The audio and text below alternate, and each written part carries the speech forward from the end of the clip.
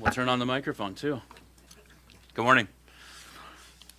I want to recognize that we are in Mi'kma'ki, which is the traditional unceded territory of the Mi'kmaq people, and we all have responsibilities as treaty people. So we have a packed agenda today, folks, and I see that we have lots of our residents here to contribute their thoughts on some business items on today's agenda. Always good to see. But I will look for approval of this agenda. Are there any changes? Anybody, any member of council would like to see any changes, additions to the agenda circulated? Seeing none, I'll look for a motion to adopt the agenda circulated. Moved by Councillor Amaro, seconded by Councillor Carver. All those in favor? Carried. Thank you. In terms of minutes, are there any changes or additions to the minutes for our August 12th regular council meeting? Any changes, council? Seeing none, I'll look for a motion to approve the minutes as circulated. Moved by Deputy Mayor Charlton, seconded by Councillor Roy. All those in favor? Thank you. Carried. This brings us to the public comment section of the meeting. Very much appreciate the engagement of all of our residents here in Queens County. It helps us to do our jobs better, knowing what it is that you think. So just in terms of some housekeeping, you'll see that there are a series of microphones here. Some you can access while seated, and then one while standing. If you'd like to address council, what you do is you come forward and you hit the gray button, which is at the base of the microphone. This red light here, as well as a red light by the base, will be illuminated. You're live. This microphone will spin around, this camera will spin around so that you'll be on camera. Just note that these microphones are quite sensitive. This is a public meeting. It's being live streamed on our Facebook as well as on YouTube, so please conduct yourself accordingly. It's a public meeting and will be archived. I'd ask that you please direct your comments to me as the chair of the meeting and limit your comments to 5 minutes prior to addressing council. If you could just indicate who you are and what community you live in. And just clearly, there's a certain business item that has drawn a particular interest and attention of the community today. So I do want to ask that you listen to some of your neighbors or fellow residents who have come to address council today. And if you feel that we've reached saturation, or if you feel that the comments of your neighbors or fellow residents have served to communicate what it is that you've come forward to communicate today, please consider that. And if I do, as the chair, start to hear sort of redundant or repetitive discourse or input on the item at hand, just in the interest of everybody, staff, the council, and community members' time and respect for that time, we have a full agenda of business items. So I don't in any way want to silence you. If you think you have a particular nuance or element of the issue that you would like to articulate that has not yet been articulated, please feel free to speak. But once we do get to a point where it feels that we have heard what it is that you folks have come to contribute, I'll seek as the chair to summarize what I've heard and then ask for folks to show their hands if they feel represented in the comments that have been made. If that feels okay. And so I will, at this time, turn it over and ask for the members of public to come forward. Yeah. Come on up. And good morning. You didn't quite get the button. There you are. Okay, good morning, Your Worship and members of council. I'm Francine Cosman. I've been summering on Annis Lake for a half a century. We were talking about age when we were driving in. I'm 84, but I still have a bit of kick in my can, so I thought I would address you this morning about the issue of garbage. It is always a divisive issue. I led a battle all the way to the Supreme Court of Canada, keeping a garbage dump out of Bedford many years ago. I remember the issues very well. Garbage is not our responsibility as homeowners, cottage owners in the Greater Malaga Lake Association area. And my voice is reacting to the smoke in the air, so I apologize for that. I am a bit froggy. I certainly am aware of the problem with the illegal dumping. For the last 4 years, every summer, I have punctured a tire on glass, on metal, on screws laying on the ground because the bins all around them are a total mess from the illegal dumping. We aren't policing that. It's not our responsibility as volunteers who take part in homeowner associations. The Greater Malaga Lake Association is made up of volunteers. It's getting harder every year to get new people to take on responsibilities. You can get folks to volunteer to serve, but not to take on specific tasks such as road management, etc. So that's an issue for us. I don't want to have any responsibility for garbage and bins and cleaning up and illegal dumping, and unfortunately, that's in your bailiwick, not ours, as volunteers with very limited capacity to take that responsibility on. I'm not sure how many tax dollars come into the municipal unit from that association alone. I suspect it's well over $1 million coming into the tax coffers. We have a number of homeowners and cottage owners who pay into your tax base, and your tax base looks after garbage, rightfully so, not us as a volunteer organization. And I am questioning in the bylaw if in somebody's wisdom it gets turned over to an association of volunteers, what will our taxes be rebated out of the taxes we're paying that supposedly cover off garbage management? And I think that's an important thing to try and figure out is how much of a rebate on our taxes would we get if this responsibility gets transferred over to us. We continue to see building permits being issued, huge number of new building permits in the last 4 years, but we're not seeing a huge number of bins being constructed to manage the new influx of garbage being generated. I never go to the bins with a bag of garbage without wondering if a bear is going to jump out from behind the bins. There's no fenced off area to contain what gets pushed off behind the bins. It's just a complete and utter mess. So I always fear for my life when I take the bag of garbage out. We can't take this job on. This is not our job as a volunteer association. I don't know how the clock is running because I haven't seen it change from 9:10, so I don't know how many minutes I've used.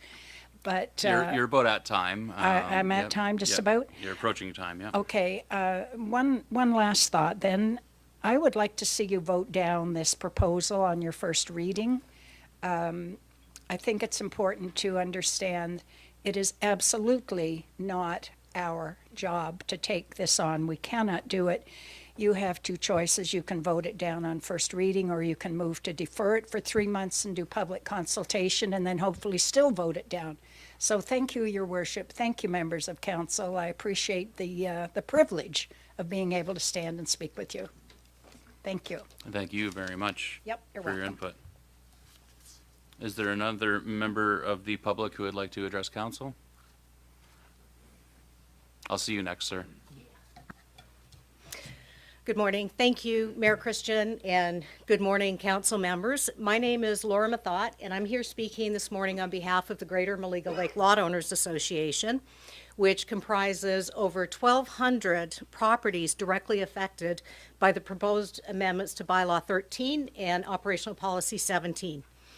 On Friday afternoon, I was astounded to open an email from Region of Queens CAO Willa Thorpe alerting us to the proposed bylaw updates and the scheduled first reading set for this morning. The contents of Ms. Thorpe's message and proposed changes were shocking for a couple of reasons. First off, they do absolutely nothing to address the long-standing management challenges faced by rural private road associations, including ours, and these issues have been raised repeatedly and remain unresolved. Additionally, they contradict prior commitments made by Mayor Christian and Councillor Jenkins, who assured us that the county would work collaboratively with our association to find fair and sustainable solutions to this and other issues that are important to our property owners. Over the weekend, I shared an email with our members to alert them to the proposed bylaw changes. I received many thoughtful responses expressing concern, frustration, and disbelief, along with many excellent ideas for how to solve for the garbage problem. As of this morning, I was still receiving responses, so I'll make sure to forward those to council so you'll be able to hear our members' points of view. I also posted on social media to ensure broader awareness, and the responses there echoed the same themes: concern, frustration, and a sense of being disregarded. Again, the proposed changes do not in any effective way address the issues that have plagued our communities. Instead, they shift the responsibility for managing unsightly conditions on our membership, and as the previous speaker noted, our volunteer membership and our volunteer board. The Director of Infrastructure, Adam Grant, states in a staff report 8.2 regarding Operational Policy 17 submitted to Council that, and I quote, "Owners must keep the gray box and ground within 5 meters of it free of litter and illegal dumping. It is absolutely absurd to think that private road associations managed by volunteer boards would be able to solve the illegal dumping problem and unsightly premises that the region has not been able to tackle for years. Worse still, this bylaw update, if passed, would result in diverting resources, both time and money, away from our primary mandate, which is keeping our roads safe and passable in good condition. There's a clear difference between curbside garbage collection on public roads and use of a community dumpster. We know that the illegal dumping of unacceptable materials comes from some of our own lot owners, but also largely from residents on public roads who will not drive to the regional dump. This discrepancy in services is not only inconvenient, it is inequitable. Our association members contribute a large share to the region of Queen's tax base and yet receive less in terms of services. The proposed amendments entrench this imbalance rather than resolving it. Now, to be clear, we're not asking for curbside pickup. We do want viable solutions that will once and for all solve an issue that has been lingering for years. So we're asking for two things. One is either voting down or an immediate pause on the proposed amendments pending a full and transparent consultation process, which I'm sure that you do have planned.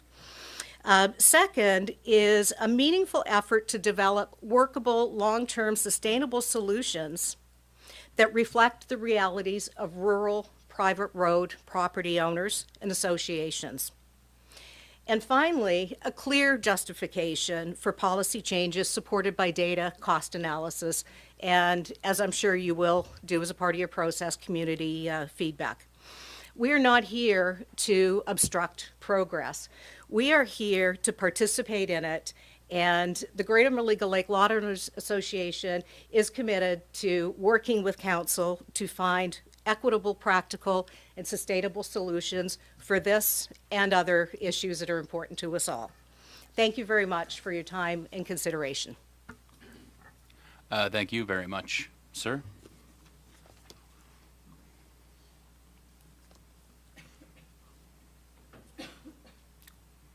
Sorry, you just have to hit that button. You got it. There we go. Thank you very much, Your Honor, and council members. Thank you for the opportunity to speak. After listening to our president, I'm sure that you all understand exactly what our problem is. And there's not a whole lot more that I can say except we as members, and my wife and I have owned property and lived there for 27 years, owned property for 30 years. And we feel that not only is it an issue, I want to say that your bylaw enforcement officer does the best that she can do to eliminate this happening. The unsightly box area that we have people coming to visit us, and we have some beautiful homes in our association. And it's a disgrace when people who have never been in that area to come by and see what's going on. There's some suggestions that we have perhaps a large garbage container, the big manufacturer ones, that people could dump their garbage in. They're not going to do that. The people have the opportunity to put garbage in small bins. They're not going to climb up on big bins to try and eliminate that problem. I'm just asking that perhaps maybe there might be a recommendation to move the boxes, get them away from our area, put them in a viable area close to some possibility for cameras. There's been signs up for years saying that there could be cameras, and there's none. So I thought maybe even if they put it out in the public area near the Chelsea Fire Hall, I know it means that we're going to have to drive a bit to get our garbage put away, but it's going to take that unsightly area away from the homeowners. Thank you. Thank you very much, sir. Yeah, that's good. At this time, I'm going to ask, is there a member of the public who would like to address council on a different business item than what has been articulated thus far? Is there any member of the community who would like to address council on a separate issue? Okay, seeing none, I'm going to take a crack at articulating what I've heard this morning. And from the folks who have shared their thoughts thus far, that the proposed bylaw and policy change will not resolve the present and persistent issues and ongoing issue of illegal dumping and the unsightliness of the gray box sites. And that the garbage should not be the responsibility of individual lot owners or lot owners association to maintain and enforce, and that volunteer burnout is a challenge, and it's difficult to assign more tasks and responsibilities to those depleted volunteers. So therefore, it should be a Region of Queens' responsibility to continue to maintain and find appropriate solutions for this challenge. There's a sense of inequitable services being received by folks out in District 6 and other areas for the proportion of tax dollars that those residents contribute to the Region of Queens, and that assigning the responsibility for maintenance and enforcement and upkeep of the garbage box sites would exacerbate that imbalance.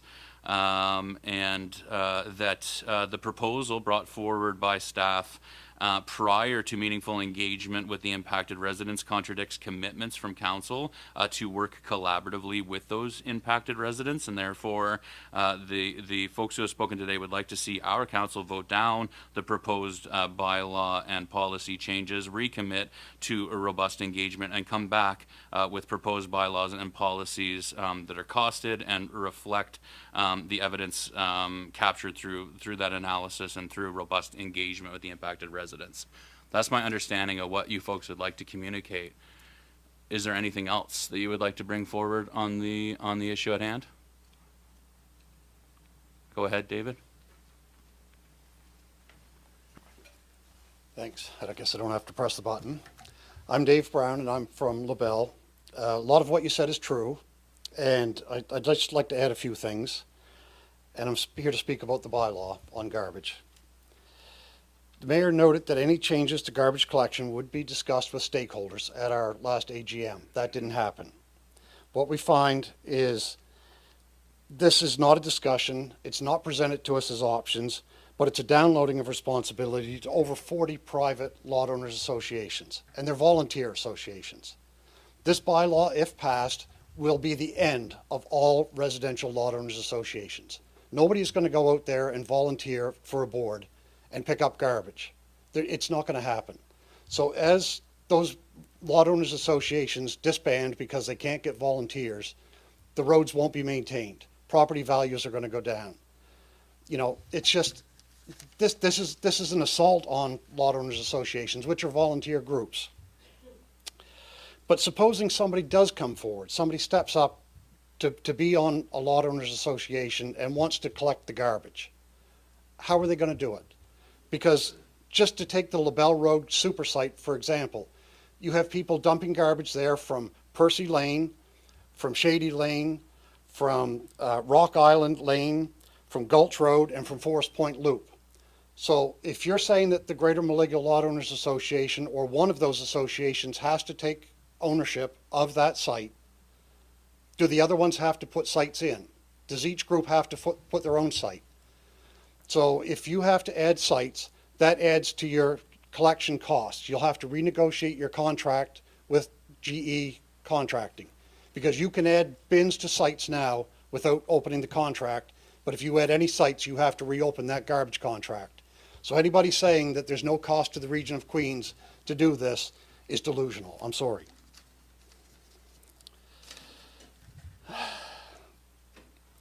So if you open that up, who's going to be responsible for policing it? You know, you're asking us to clean it, but you're going to send out bylaw enforcement to police those sites. They haven't been able to police the sites in the 20 years that I've been involved with it. You know, you're just going to download responsibility to volunteer organizations, and I think it's going to look really, really bad in the public eye when you start fining nonprofit organizations for doing something that you couldn't do in the last 20 years.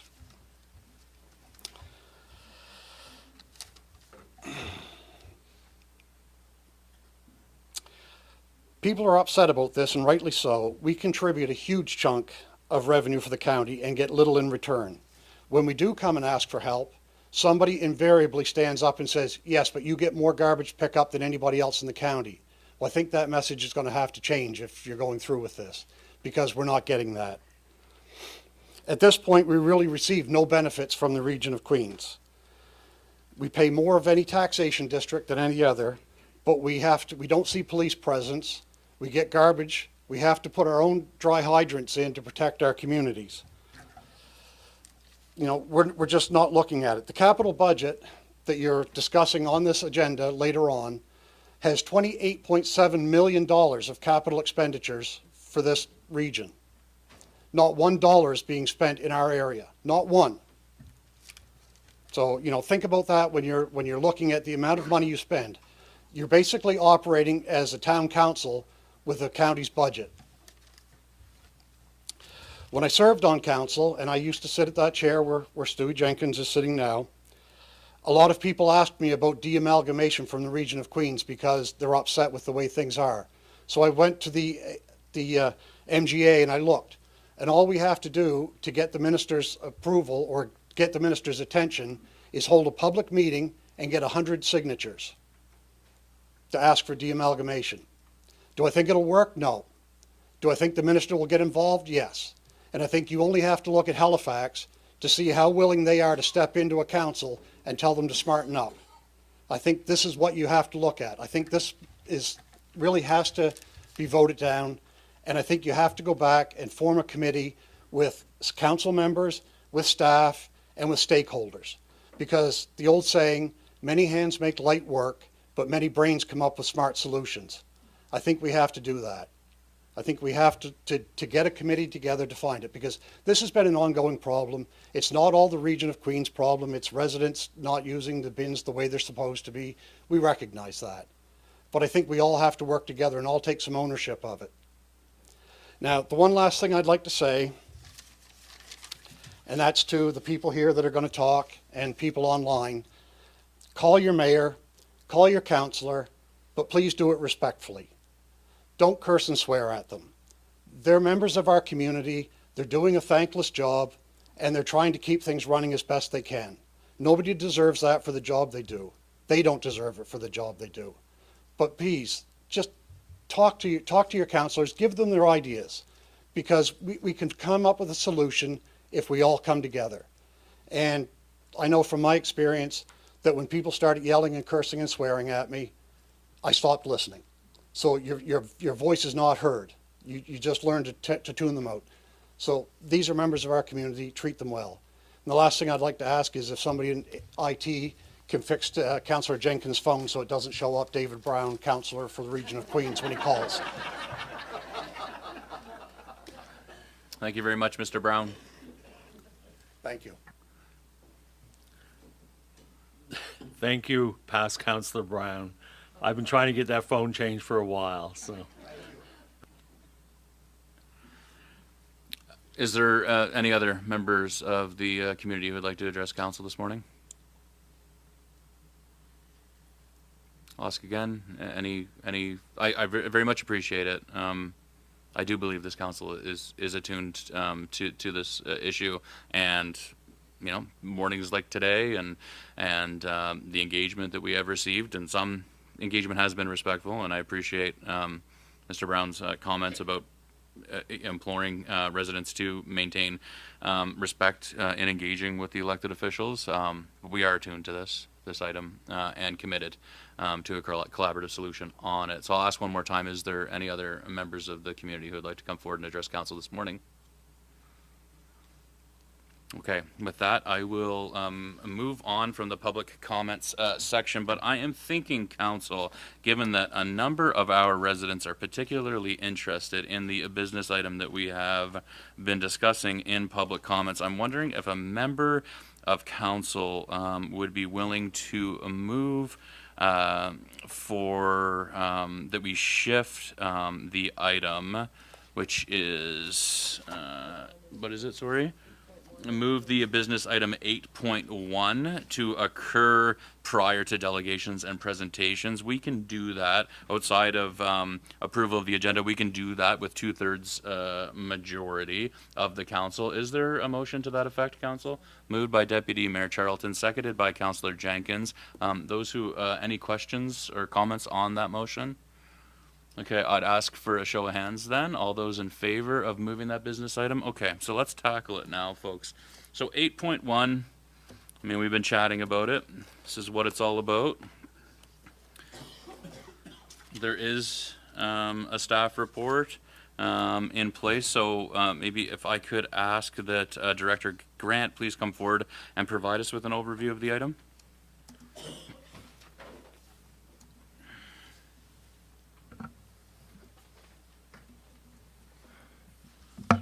Morning. Good morning, Director Grant. So before you, there is a staff report that provides some overview, I guess, to the substantial changes to the bylaw. There is a little bit more than just gray boxes in there. There is some just meat on the bones as far as definitions go, getting things more current with how our operation unfolds, changing the definition from engineer to administrator so it's more broad across the organization. Aligning some of the recyclable related terms to more generic terms that other municipalities are using. So starting, I'll just go down through, pardon me, one at a time. Clause 9, so a clearer definition as to where the gray box site is. Moving down, just incorporating the 2 operational policies as brought forward this morning. There's additional definition in there, so for the transition to clear bags, getting away from the blue bags being allowed for, clear bags being allowed for recyclables, only clear bags for residual waste, and scrolling through. Additionally, where waste goes out for collection, the condition of the boxes that we have to use, separation from the roadside edge to clear up issues with our contractor as well as with the public. Issues around rodent infestation. So previously, residents can put out materials the day before, looking to get them out a little bit later in the day and picked up a little bit earlier that evening if there is issues with rejection. Prohibiting storage on sites for more than 14 days, which aligns with unsightly waste. Collection of special waste, it's the same thing in there as the rest of the other couple streams. So getting the administrator term in there, getting the engineer term out, and then just the time of day when folks can put their waste out, when it's going to be cleaned up by if it's rejected. And then moving forward, so I'm down to clause 44. Owners, occupants should be responsible for maintaining their green carts. So right now, green carts are just doled out and folks can take them.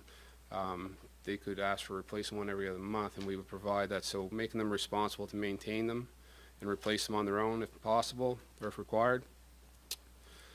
Revised clause for the private roads. The change is operational policy 17, which is in the next staff report as well. So changing kind of the mechanism or the policy around how that's all conducted, which aligns with most other municipalities in Nova Scotia. A new section, which is 50, about commercial containers. So around the county, we get enough complaints about commercial containers that it's time to probably introduce some language which aligns with a lot of the other municipal units. requiring them to be constructed of a certain manner, having CSA standards around how they're constructed, signs on them, what they're for. Moving on to vehicles carrying waste, which is another issue we've recognized around the county. So vehicles carrying waste through the county must abide by the bylaw. So how they transport them, how they recognize them, how they tarp them, all that stuff, so that we can police it and enforce it. And then there's no changes further down to legally legal disposal, the HHW, C&D, their landfill, etc. So I will turn it back to you for questions, Mr. Mayor. Thank you very much, Director Grant. Any questions on the staff report? Any questions about any elements being proposed in bylaw 13? Go ahead, Councillor Merrill. I have a question on the clear bags. I'm wondering why we're being proposed only 4 clear bags, which would be garbage now, with 1 privacy bag included in that clear bag. I researched Yarmouth and Lunenburg and Bridgewater, and they are all, they all have, most of them, 8 bags per collection. Outside of the actual town, inside of the town, there's 6 bags, and they have 5 clear and 1 black bag. Exception would be Yarmouth, and they have 6 bags per collection in the town itself. Outside the town itself, it's 8 bags, and they are allowed a privacy bag in each clear bag. So I'm wondering why we are down to 4 bags and only 1 small privacy bag. So it might sound like a substantial change, and definitely there's a variance between the municipal units and how they deliver services. The 4 containers was a discussion between us and our contractors, a way for them to be more efficient, to minimize costs, as a way to frame around. So previously, I think it was aggregate total of 2 cubic meters. So how do we define that? And there's language in our recycle contract that's coming forward with EPR as to how many bags we can put out, and 4 is the number that they are forcing on us. So I think 4 aligns with what the other municipal units are going to do as well for residual waste, and you'll see a change come from those other municipal units as well. And of course, if council would like to see us offer a higher level of service, that's something we can discuss for certain. Further questions? Looking for clarification? Any other further clarification on the staff report for Director Grant? Okay. Hearing none, and realizing the present objections with respect to the portions of the bylaw that pertain to collection from properties located on private roads, which would be Articles 9, 10, and 11, which link to Operational Policy 17 and Policy 53. I'm wondering if there's any elements of the bylaw that council have objections to or would like to see amendments to that fall outside of those Articles 9, 10, and 11. Just to try to chunk it up, are there any objections or proposed amendments in to the proposed bylaw outside of what is articulated in Articles 9, 10, and 11 of the proposed bylaw? Yeah, go ahead. Thank you. One concern I have is the way that this reads about sizes of bags that need to be. Your microphone's not pointed at you. Apologize, sorry. Used to the setup. One concern I have is just the language and the way that it reads around the sizes of the bags. I feel like the language could be simplified a little bit to make that more easier to digest for folks. I also, like Councillor Miro, have concerns around whether that privacy bag, if 1 is enough or sufficient. I recognize that you've said that some other municipal units may have to change things, but I guess I'm concerned. It's my understanding we don't have a limitation on our bags now. Is that correct? No, so there is a limitation on how much waste any one property can put out, which is 2 cubic meters. So it can be any aggregate sum of blue bags, black bags, or clear bags, and cardboard, et cetera, to the curbside. But there is a total limit per residential property. And so, in saying that, what does this proposal, is it half of the amount we're currently allowed to have? I'm just trying to wrap my head around that, because we have illegal dumping going on throughout Queens. And so I'm worried if we're really rigid on how many bags you can have, are we going to have homeowners dropping their garbage elsewhere? That's a good question that I don't have an answer for, unfortunately.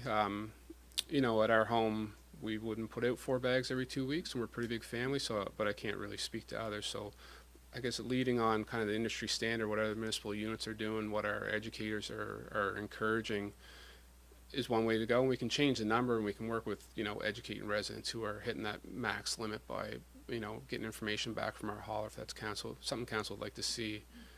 So I don't have a recommendation. The size of the bags is a standard definition that is included in nearly all bylaws in Nova Scotia, and there's pretty much a copy and paste just to keep the same framework. Further discussion or questions with respect to the proposed bylaw? Go ahead, Councillor Fancy. Yeah, so the numbers, does that come because of the cost of garbage collection? If we went up to, say, 6 bags or 8 bags, allowable, though people may not use it, it may be a one-time thing where somebody's moving out or doing some renovations or things like that, that you might end up getting to that point and then going over, as has been mentioned here. Is it the cost of they're saying if you can keep 4 bags or below, we can give you this price, or if it's 6 bags or below, give you another price? Yeah, sorry, I think, so for clarity, I think the answer is kind of twofold. So for one side, it's definitely the cost of treatment and collection and disposal. The other side is the waste reduction strategy and trying to eliminate how much waste people are putting curbside just because they can, perhaps. So limiting how much waste is there will help people maybe think a little bit harder about what they're doing, how they're treating their waste, how they're recycling, et cetera, before they put it curbside. Any further questions, Council, before I look for a motion to debate? Go ahead, Councillor Miro. I just have another question. Also, what happens to a residence, like this is per pickup. So what happens to a residence that has like 1 or 2 apartment buildings in it? Are they going to share in those 4 bags, or would this be per unit, or how's that going to work? No, so a multi-unit building would have a different kind of set of parameters around that, and each unit would be defined as an eligible premises, which would count towards the total. So if it was a 4-unit, a 4-plex home, they would be allowed 16 bags with 4 privacy bags. I'm not really talking about an apartment building. I'm talking about like just a host residence that would have like an apartment on it or 2 apartments on it. Yeah, so I think it's the same. We're saying the same thing. So if it's a multi-unit property, then they would be allowed the multiple of those units. Any further questions, clarification on the staff report or the proposed bylaw? Okay, well, I would like to then I would like to debate the recommended motion that the Council of the Region of Queens Municipality accept the proposed bylaw amendments as presented and direct staff to schedule the second reading of bylaw 13 on solid waste management. Is there, moved by Councillor Jenkins, can I get a second to the motion? Seconded by Councillor Fancy. Councillor Jenkins, as you've moved, I'll give you first opportunity to contribute to the debate. I just want to put forward that there are many good parts of this bylaw change and additions and whatnot, because it needs to be brought up to date and current standards. I am 100% against any changes in District 6 for or private road pickups until it's been discussed with all the parties involved. Councillor Fancy is the seconder to the motion. Would you like to contribute to the debate at this time? I don't know if this is where you're going to bring this in or not, but I know one person had said about moving gray boxes to a different location. Would that be something that the members of the association be willing to go further with the garbage if it counted out of the area where maybe it becomes closer to the landfill, so that people will think differently? Maybe they'll take that extra little drive to actually not drop it off where they do now. Yeah, and I would suggest that all of those potential solutions could be fleshed out through through effective engagement with the impacted residents and associations. For certain. Does anybody like to? Councillor Jenkins has argued to defeat the bylaw as drafted, citing that he is not in favor of Articles 9 through 11 with respect to collection from properties located on private roads. Is there any member of council who would argue in favor of passing the bylaw as it's proposed today?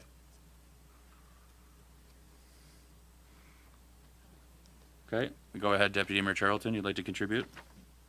Not looking to argue against, just wanted to make a comment.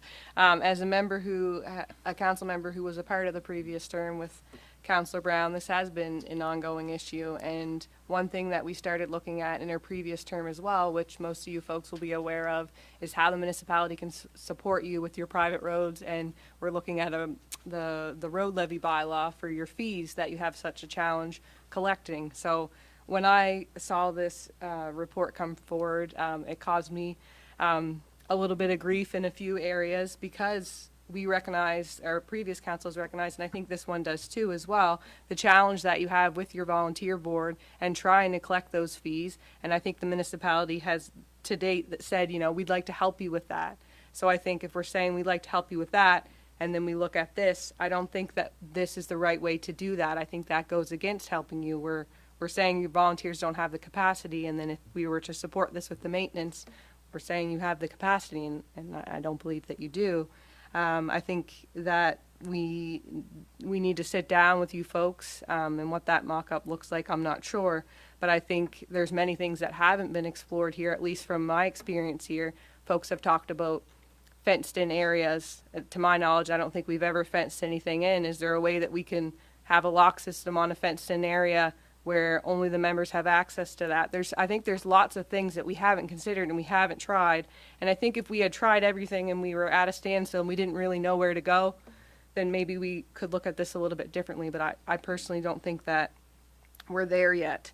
And I don't think that this is the way forward. And I just wanted to share that. So thank you. Thank you, Deputy Mayor.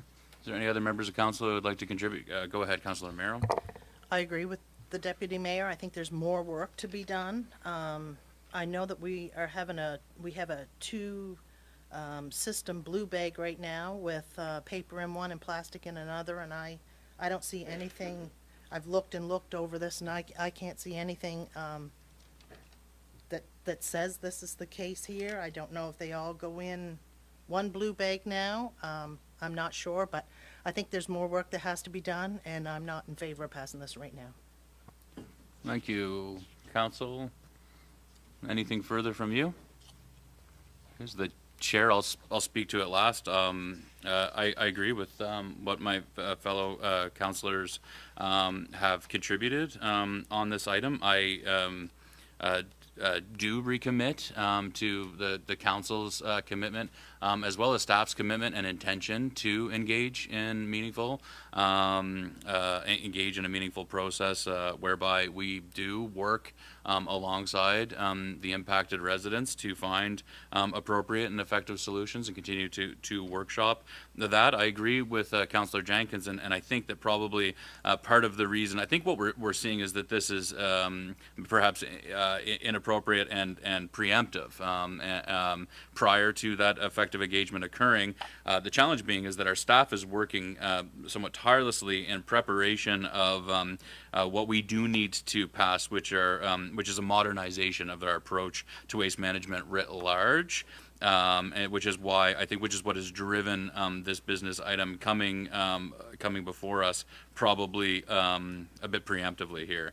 And so I want to thank staff for their work in drafting the bylaw that I think contains a lot of elements which we do need to move forward to modernize this thing, but clearly I think what staff is directing, or pardon me, what council is directing today is that the provisions with respect to collecting from private properties located on private roads, that our expectation is that we do engage in that engagement prior to including those elements within the proposed bylaw.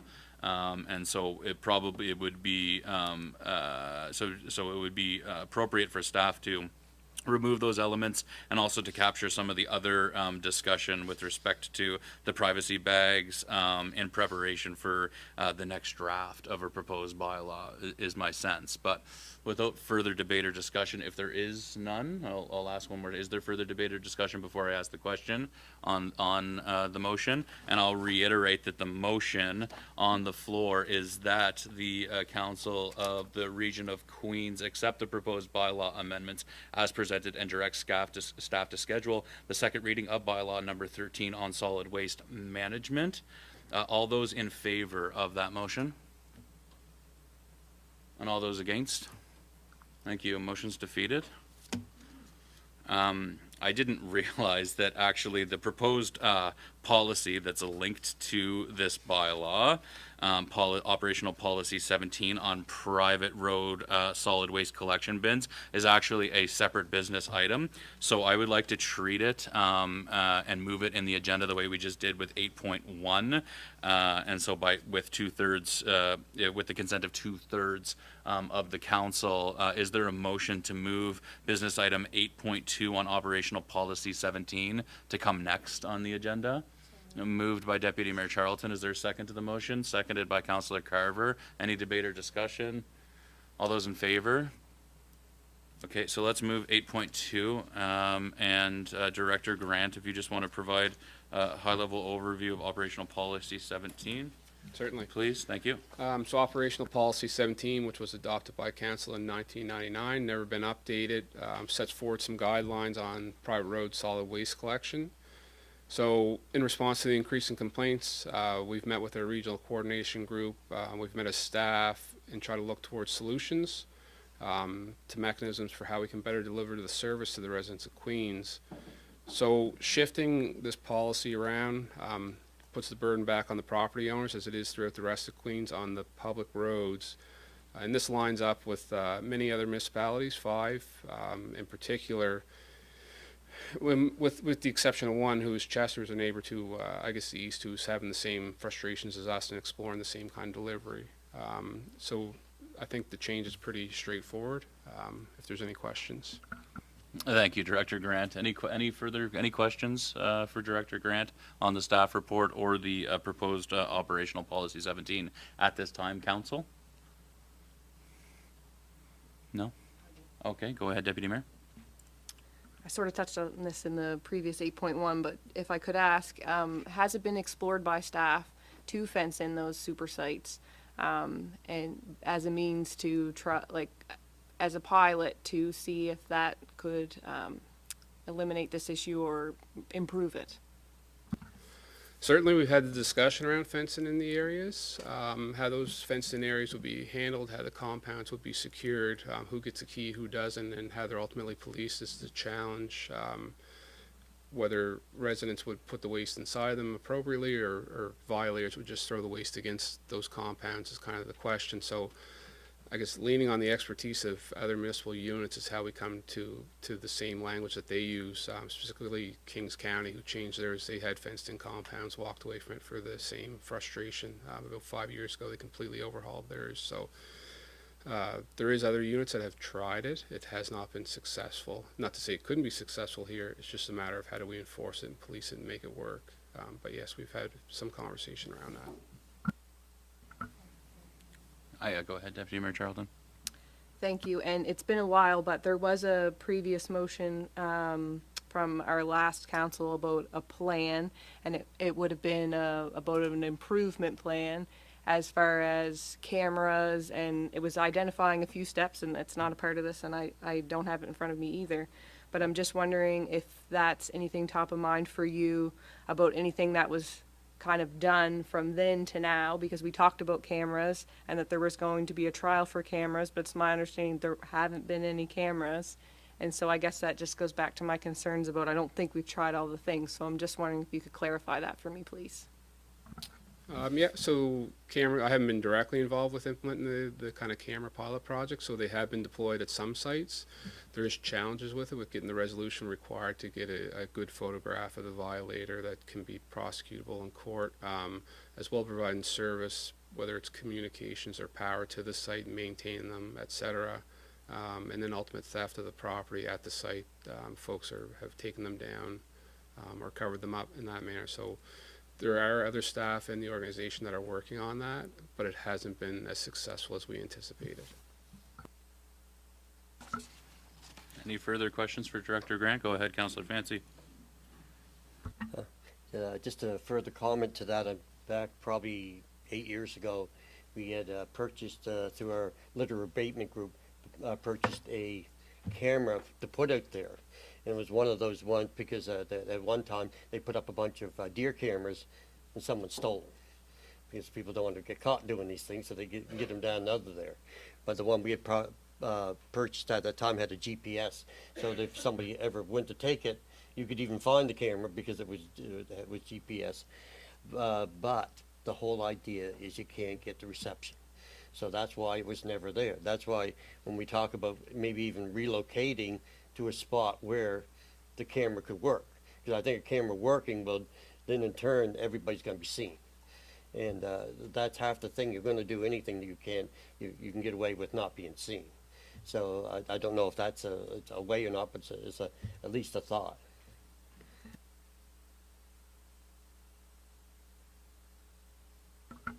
Thank you, Councillor Fancy. Anything further, Council? Okay, I will look to debate the motion that the Council of the Region of Queens Municipality approve Operational Policy 17 as amended. Is there somebody who, as a member of council, who will move that motion? Councillor Jenkins, is there a second to the motion? Deputy Mayor Charlton?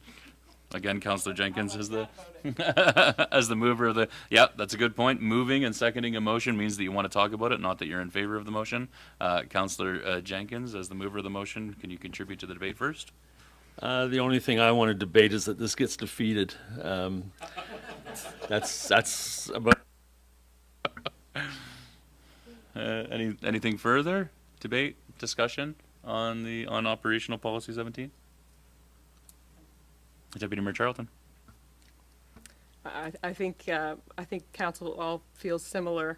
I'm not in favor of this policy going forward as amended. So I don't intend to support that. Also, just giving my notice that I intend to make a different motion after this one. So I'm not wishing to move on from this conversation once this is defeated. Just clarifying. Thanks, Deputy Mayor Charlton. She's good at crafting motions. So she's my right-hand gal over here. So you got it over there. Yeah, I think I just want to say with respect to the process and with respect to what Councillor Brown has said too, just about respectful engagement, and it's that this file is a challenging file. It's a difficult file, and it's a file though that the council and the staff of the Region of Queens Municipality is dedicated and committed to getting right. And I just want to speak to some of the feedback that I received as a mayor, and I welcome all feedback, but characterizing the process as improper and not providing enough notice or enough opportunity to engage. That's certainly not the intent. That's not the intent of the staff. It's not the intent of the council. And and apologies for if it was interpreted to be that way. As the mayor, I work with the CAO to set the agenda for these meetings, and when this proposed policy and bylaw came forward, it's not appropriate for me as the mayor to unilaterally shut down these business items that have been brought forward. The appropriate approach is for those proposals from our staff to come forward and to be debated in an open and public session, just as council has done now.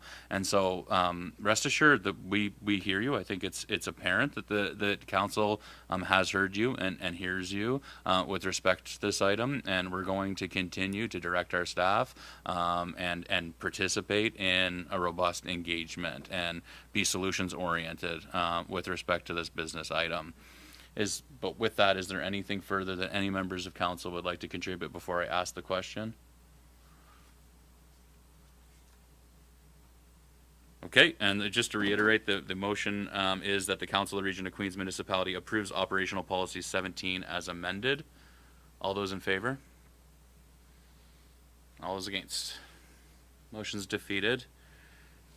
Deputy Mayor Charlton, is there another motion you would like to put forward?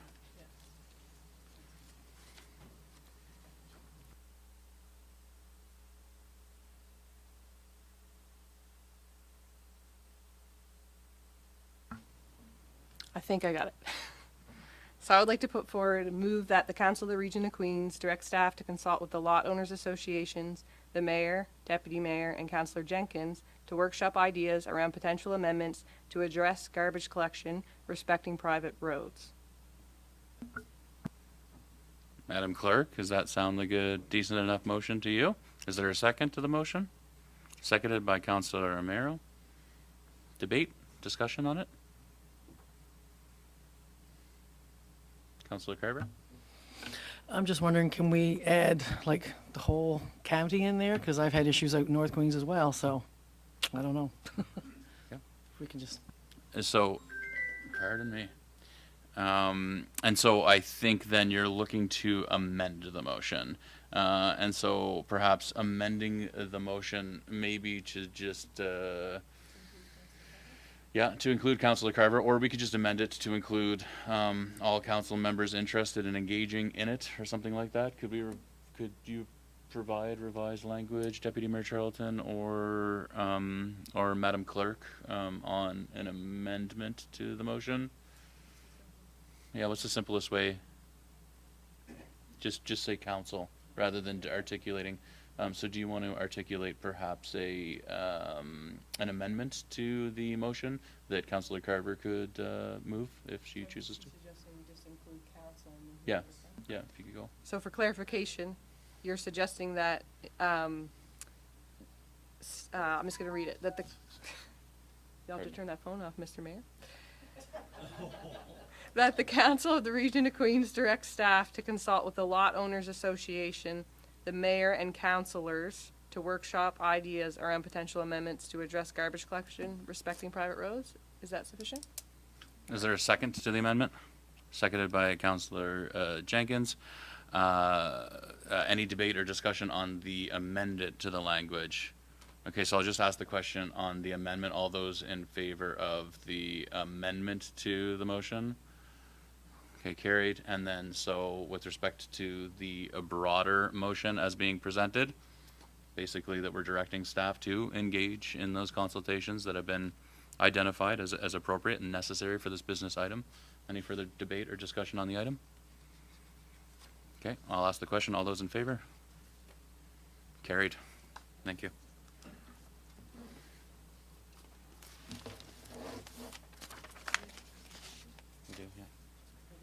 Yeah, I believe so. Okay, with that, we are going to carry on with the regular scheduled programming, folks. Don't all leave at once. Dr. Nick Hill is here to provide what is going to be an amazing presentation on lakeshore restoration. And you folks all live on the lake, right?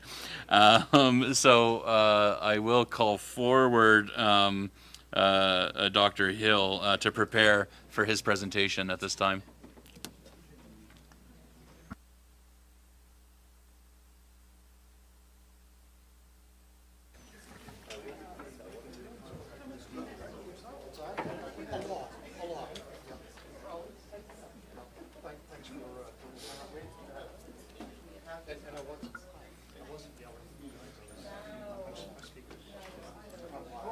Sorry, Ned. Okay?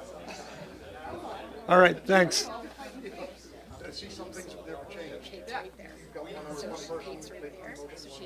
You got it. Me and you all over again. Me too. Let's do is Dave 2.0. Yeah, so it is something it's still on your mind. Yeah, sure.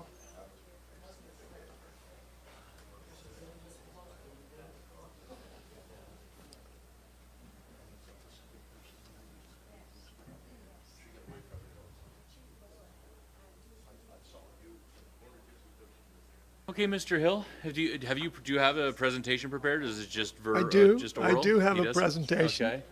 Okay. Can you hear me? Yeah, we can hear you for sure. Okay. Yeah. Thank you, Your Worship, council, staff. Yeah, I'm glad to see that there's a lot of interest by lake property owners, and this should have been equally of interest because this relates to lake health. When my fiance visits me from Philadelphia, she goes back and she raves about our lakes. She doesn't rave about me so much, but it's the lakes. The fact that in almost any of our lakes, we can swim in them, and we still have what they don't have. We still have an amazing landscape. And okay, so I'd like to invite council to a workshop at Pond Hook Lodge Campground on October 22nd, and we're going to be discussing how we should protect lakes, how we should go forward, what kinds of bylaws, what kind of regulations are should be in place or should be enforced. The week before, we are getting together a bunch of expert scientists, some from Ontario, a lot from the local area, to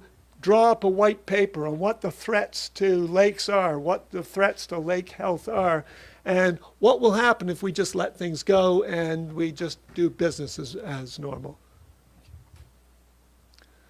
So the importance of lake shores, the lake shore is the last line of defense. And it takes up nutrients, it controls erosion, and it's also a biodiversity habitat. And that's where we started. This is in funding from Environment Canada. But the more I looked at it, the more I realized that what I'm wanting, biodiversity habitat and health for lakes for biodiversity, is what we want. We want a healthy lake. Next slide, please.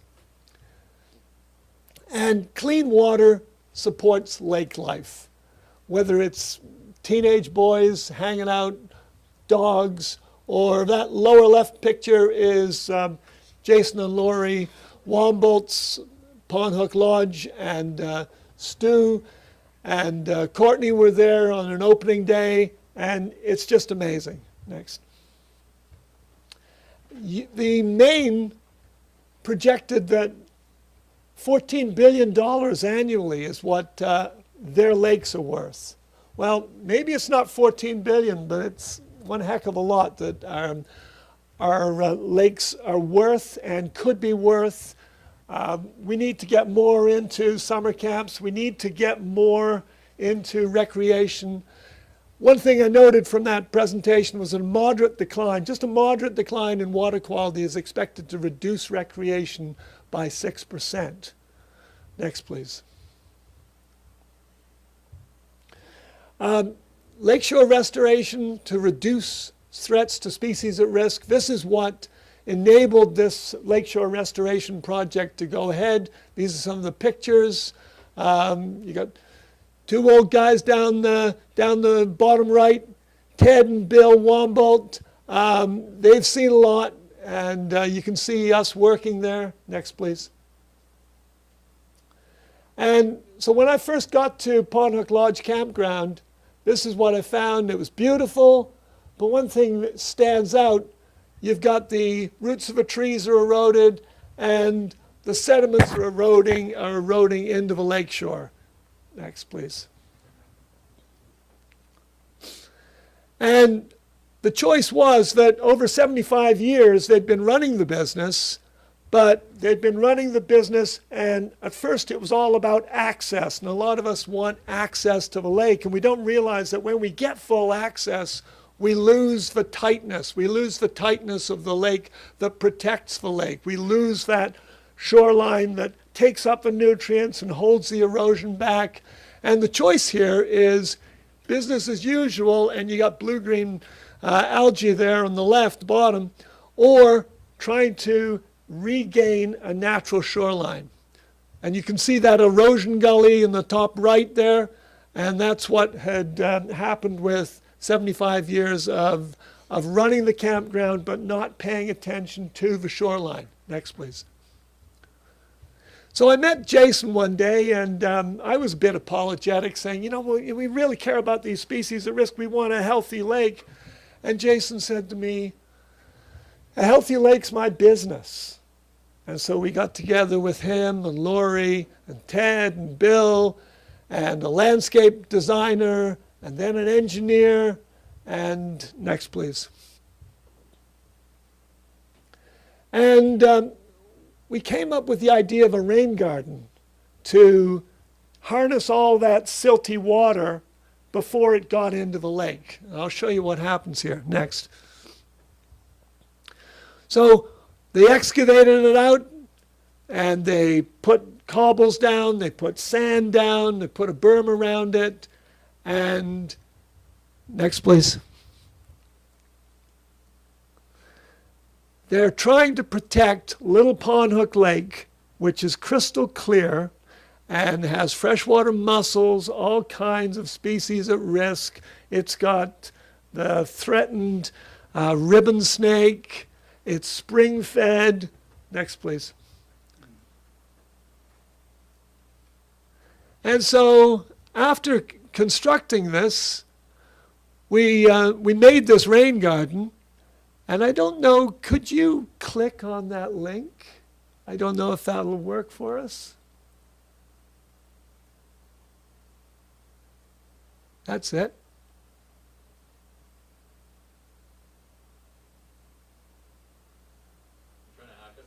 Here we go. You're being hacked. Look at that. So the rain garden fills up, stays like that for about 3 or 4 hours. And all that silty water, Jason made this, all that silty water dissipates without the silt getting into the lake. So we did it. Next, please. And this is what council can see when they come to Pond Hook Lodge on the 22nd. You can see concrete examples of how we can protect lakes. The second phase is just simply to reestablish shrubs. Next, please, Kim. And so this is what it looked like in the November 2024. And then the bottom right, and this is what Stu and Courtney saw. In July, it was totally greened up. So we can do it. It's fairly easy, but we just have to have that will to do it.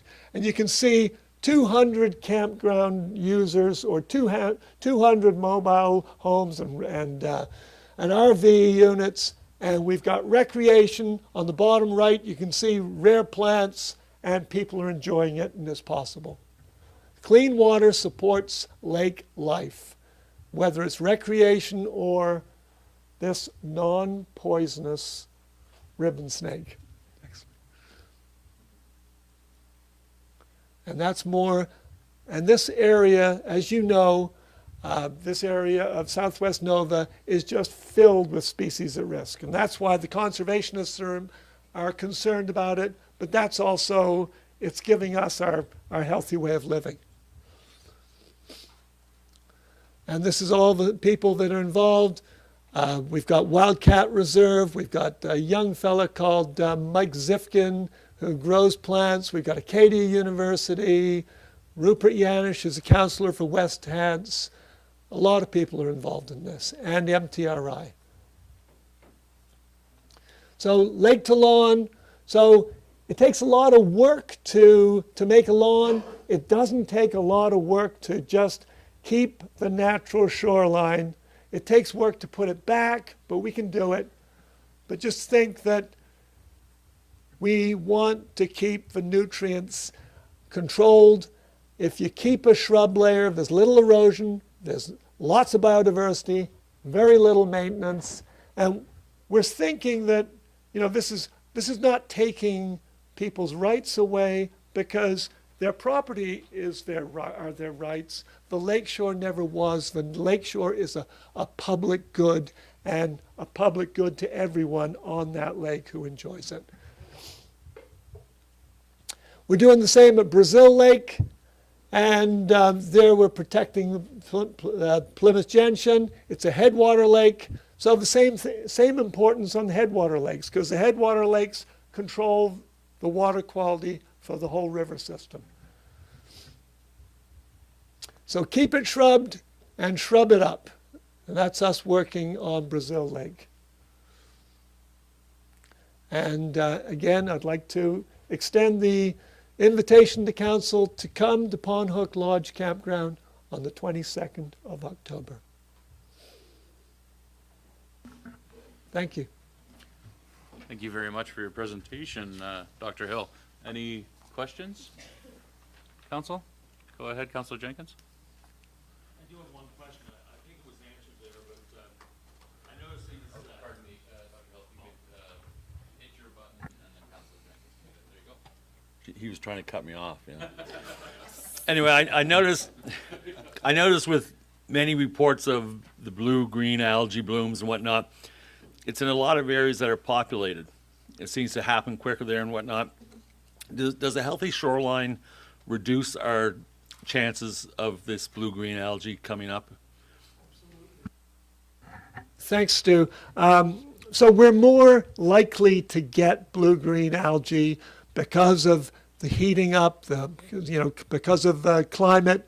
But so it's more important than ever to keep the shorelines intact. We can have property owners. It's fine to have cottages, to have places like the Pond Hook Lodge Campground. It's how you do it. So yes, density is important, but as long as you've got septic systems in place, as long as you've got a shoreline which respects the shoreline, where you obey the regulations and you leave the shrubs, and you give yourself an area for your docking, then everything will be okay. But we just have to concentrate more on keeping the lakes tight. Keep the enjoyment and try and reverse some of the processes that we've put in place. So yes, it's density, but it doesn't have to be. Anything further, Council? Go ahead, Councilor Wenzel. Oh, thank you, Nick. I have a comment, not more of a question. When Stu referred to the blue algae and a lot of your work, which I appreciate, I can say that a lot of this is, and you can correct me if I'm wrong, but the concentration now and the density in the lakes that I'm familiar with in Pond Hook and Maliga, the blue algae and all that, is the lawns are contributing. And I can, before I even was aware of what it was doing, I always used to say, because 3 generations of my family have been out there, and we used to say, why the hell would anybody want to come out here, build a cabin, and come to mow a lawn? Like, it just didn't make any sense. And that was before I understood what damage it was doing. It just made no sense to me. And I have seen over maybe the last 10 years or more how many people that have come to the lakes and done exactly that. They tear out all the shrubs, they cut down all the trees, and they plant lawns. So I don't know how council or how all of us as community people can change that way of thought. Yeah, and I agree with you. I think we wanted everything. We wanted to work from home. We wanted to move to the lake. but we wanted to show people that we still had everything, and so we put the lawn in.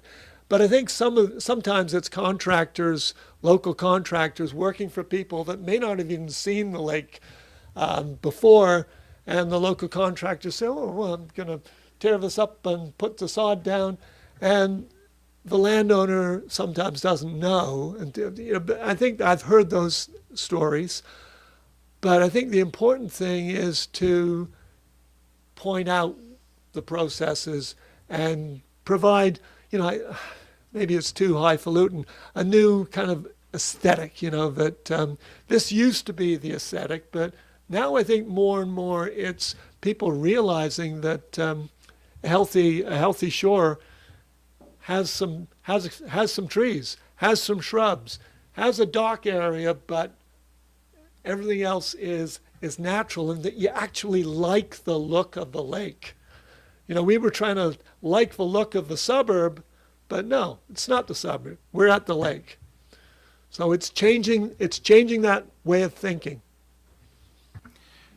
From my perspective, and I appreciate your presentation. I thank you for it, and I think that we as a municipality, we can come at it from a couple different angles, and it's trying to amplify voices and describe and show a vision of what could be a future state with more natural living shorelines, and try to incentivize or encourage landowners to do that.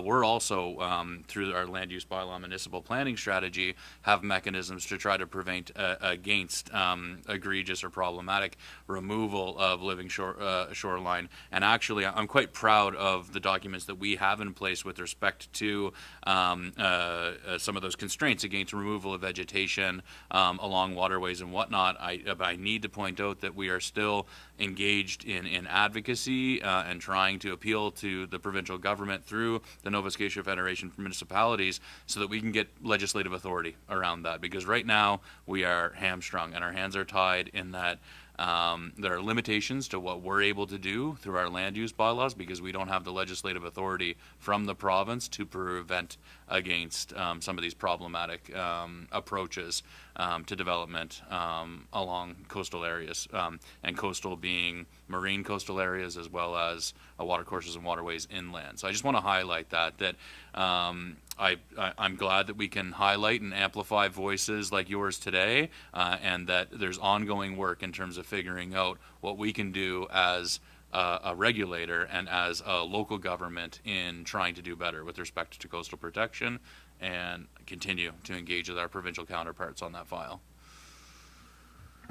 Thank you, Mayor Christian. There's a lot I have to learn about regulations and legislation, and I'd like to learn. I'd seriously like to learn more on this file. Thanks. Happy to have that conversation. Anything further, Council? Go ahead, Councillor Fancy. My one experience with that is when I was working at the mill, it was probably 20 years ago, and I used to go back to the Nickerson's Pond with our water supply area, and somebody went across the way on the water and cut all the trees down. Clear cut it, it looked nice, beautiful, and you couldn't see anything right away what was happening, but we would look after the water supply first thing down to the mill. Screens and everything was all plugging up. It wasn't holding back the dirt. All that silt was coming in, and I don't know what they finally did. They had to berm over there or whatever it may be, but we were days, weeks just trying to get the screens so they would be clear because of the dust, because of all the silt that came through. Yeah, and this happens like that place, Brazil Lake, that we're working on. People say there's no more white water lilies. There's blue greens. There's no white water lilies, and people notice the difference. And beds of pickerel weed. Lakes change if we loosen them up. Okay, thanks very much. With that, I'll thank you for the presentation. Yeah, thanks very much. Given that we're now maybe 80 minutes into the meeting, I am going to ask that we recess for a short bio break and reconvene promptly at 10:30, please, Council. Thanks.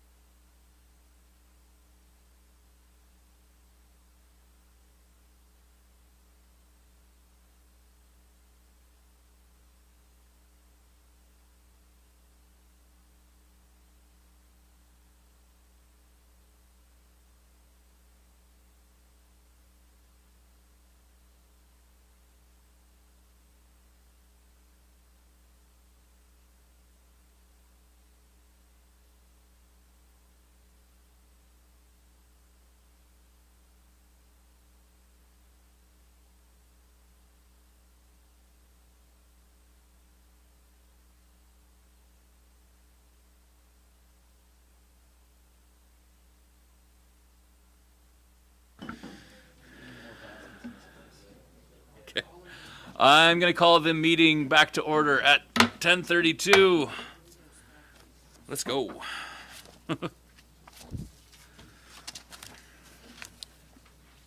So, no unfinished business under 6.0, so 7.0 on to staff reports.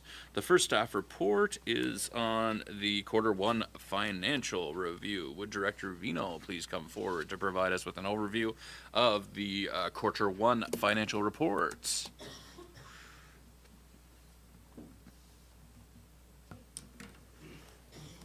Morning, Council.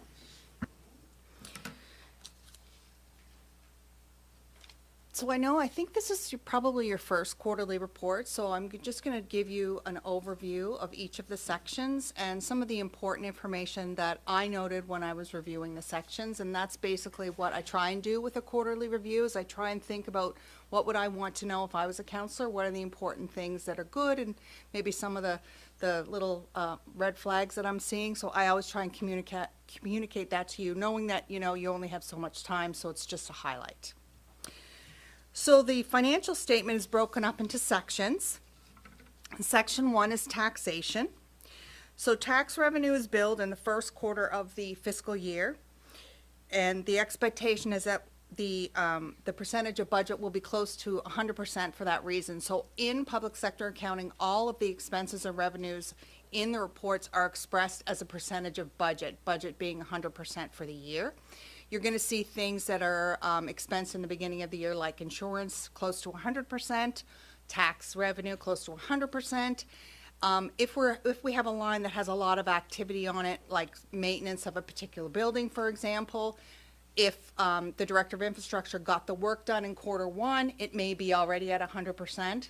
Or he didn't get any work done in Q1, it may be at 1%, but it's not anything to really concern yourself about until we get closer to the end of the fiscal year. The main exceptions for the 100% rule in the taxation section is environmental health rates, which are our sewer charges, which are billed quarterly, and the deed transfer tax, which is transferred to us monthly by the province. Now, deed transfer tax is running slightly below budget, so slightly below the 25% that we would expect. But Q1 tends to have a lower yield for deed transfer tax because it has to do with real estate sales and real estate transfers and things like that. Section 2. So I moved on to page 2, so you can all follow along with me because I know it's just riveting for you all. Grants in lieu are basically, it's a word for property taxes that are paid to us by the province or the federal government. So the post office, for example, in town, we don't send the post office a bill. The federal government sends us what they call a grant in lieu. So they're paid closer to the end of the year. So just because we don't have the money now, don't panic. We will get it. So worry not. Section 3, services provided to other governments. So this particular section is all of our contracted solid waste. So everything that goes in and out of the landfill from our partners, Joint Services Board, Shelburne, Municipality of Shelburne, Clare, Digby, Yarmouth, that's all in this section. So the revenue is running slightly behind so far this year, but again, it's volume based. So, you're going to see maybe less in the first quarter, but in the quarter that covers summer, where there's a lot more activity, you might see it bumping up. So worry not. So now I'm changing to page 3, which is section 4, sales of service. Under other funding sources for Hillsview Acres, which is a big part of our sales of service, included funding that is not related to direct residence care. So you remember when I spoke a little bit about last fiscal year about if we apply to the government, to the province Department of Long-Term Care for emergency funding requests, let's say a sewer pipe breaks, that revenue that we get is considered revenue from other funding sources under public health. We can't budget that because we don't know when things are going to break. We don't know if we're going to get approved for funding. So whatever we get. We're just very grateful for it. Contaminated soil is over because of a large intake in April from one contractor. So what I do is I look through all of those things and I say, wow, contaminated soil, 78%. So immediately I think, what's in there? So I poke down and see if there's anything big or perhaps something got miscoded. because that also happens. We're all human beings. And so in that case, I went to our solid waste utility clerk and our manager of finance, and I said, okay, why is this high? So we all looked, and we actually had a large client who brought us a lot of contaminated soil. So it's fine. We're actually going at 78% for the year, so that's great. Section 5 is other revenue from own sources. Building permits is greater than expected. Same reason. I looked at that and I went, wow, we're way over. What's going on there?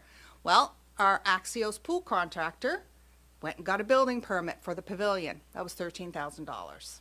So that's part of their responsibility as a contractor, so it's their cost. It was built into their cost, even though it comes to us, you know, you can look at it either way. But that's why our building permits were over. Interest on investments are under because interest from GICs are recorded at redemption or accrued for year end. So when I put money into GICs, I record the interest when they, we call them when they're redeemed, when I cash them in. So at the end of the 6 months, at the end of the year, at the end of the 3-month term, that's when I record it. I don't do an accrual every month for those. Queen's Place sponsorship for the year is posted in Q1, so that's why it looks more than the 25% you'd expect to see, because we record those all in Q1. But fitness memberships are actually tracking slightly over budget, so that's very positive. Recreation revenue includes pool revenue, so we have none for the first quarter because it was a little chilly. ACF's grant is funded in Q2, and funding support for the MPAL position is received later in the year, so that's why you're not seeing the revenue where you would expect to see it for the 25%. The bulk of sundry revenue is a repayment for shared services for the fiscal 24-25 year from municipality, the District of Lunenburg. So when we got received kind of a bill from them for the end of last year, they did a reconciliation, and lo and behold, we didn't owe them as much as we thought, so they gave us the money back. So that is where we're going to put that in sundry revenue, unexpected. So section 6, so I'm turning to page 5. Unconditional transfers from other governments. These funds are provided with no specific allocation and therefore are at council's discretion. So this is the municipal finance grant that we get every year. They don't tell us, like gas tax, for example, when we get the gas tax funding, there are very specific parameters on where we can spend the gas tax. The municipal grant, not so much. So that's why it says unconditional transfer. 7 is conditional transfers from federal or provincial governments or agencies. These funds are provided as a result of specific criteria, such as grant funding. So if we apply for a federal grant and we get the money, the grant revenue is going to go in here, and the expenses will be down below in the expenses. Diversion credits are also a big one that goes up here.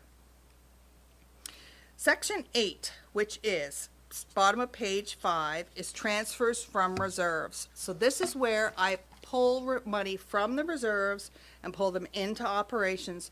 Most of these are council approved in the budget, or if you fund something from the surplus, if you have an unbudgeted expense that you include down below in the expenditures and you've said, we want you to fund this from the surplus, I will pull money over from the surplus into section 8 to make that a net of 0 on our tax rate. So that gets us to the end of the revenue section. Are there any questions about that? I just have one minor question. In section 7, federal funding is $5,000, but there was nothing budgeted for. Is that something that will continue on through the rest of the year, or is that a one shot? That was grant funding. So we didn't plan it. We didn't know we were going to get it. So we don't, like when we apply for grants, it sometimes crosses a fiscal year. So this was something that was applied for in the previous fiscal year. We didn't know we were going to get it or not.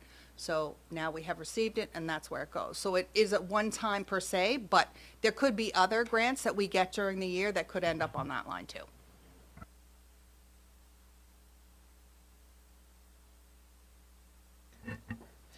Yeah, so grants in lieu.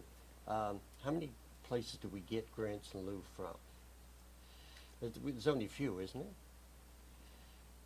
Sorry, I put you on the spot. There's quite a few, more than you think. post office is one, obviously, because it's right, I pass it every day. But anything you would see for, that would be owned by the province, like a Department of Natural Resources building or something like that. I'm not sure, because I was looking into whether Coffin Island would be grants in lieu, because it's federal one end and provincial the other, but for some reason PVSC changed it to a municipal grant, so we actually don't get any money for Coffin Island. We get some money for the shacks on Coffin Island. If you would like a list of the grants in lieu, we have to fill it in every year on our statement of assessments that goes to the province, but I don't know them off the top of my head, but I know our tax clerk has a list, so we can send them to you if that's something that council would like.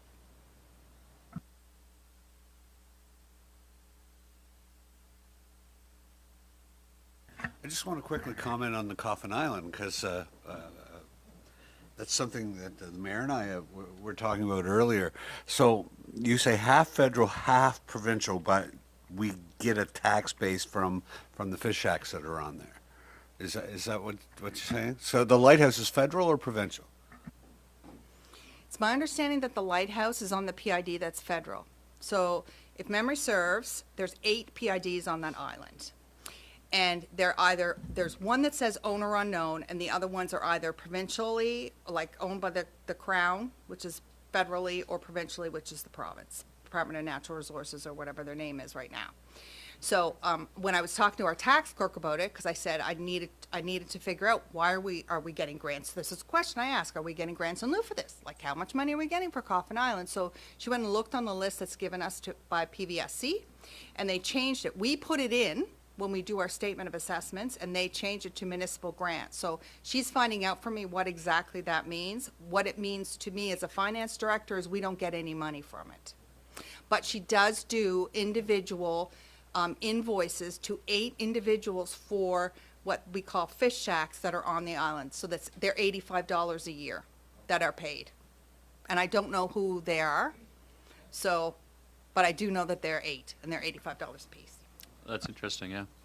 Any other questions on the revenue side of things, Council? Okay. Do you want to summarize expenses to date then? Okie doke. So again, start with section 9. So we're now on page 7. General government services. And these sections are explicitly put out. I don't decide them. The province decides them. This is how we have to report them for public sector accounting and for our provincial guidelines. So administrative wages were below budget because of the vacancies. We have deputy CAO, municipal clerk, protective services, policy analyst, and at the time of the end of this quarter, we had a senior safety coordinator vacancy. Office expenses are running high because of prepaid postage. So what happens is we have a postage meter out there, so we load it up. And so we had a couple big loads in quarter one. It's not all used yet, but that's why it kind of inflates the expenses for quarter one. Financial management is the cost of the audit and will be posted as interim invoices. It will be posted as interim invoices are submitted throughout the year, so that's why you're not seeing anything in there. They haven't sent us an invoice because all of the costs for last year's audit went into last year, okay? Tax exemptions can be applied for until February, so we're a little bit below there. Promotion will be added to our social media rotation to raise awareness. Safety strategy budget has already been spent. The protective services officer position is not filled, so no new cost is being incurred for that at present, and consulting services are being relied on. There's a $67,509 amount that's included in the 25-26 budget for this position, net of any vacancy allowance.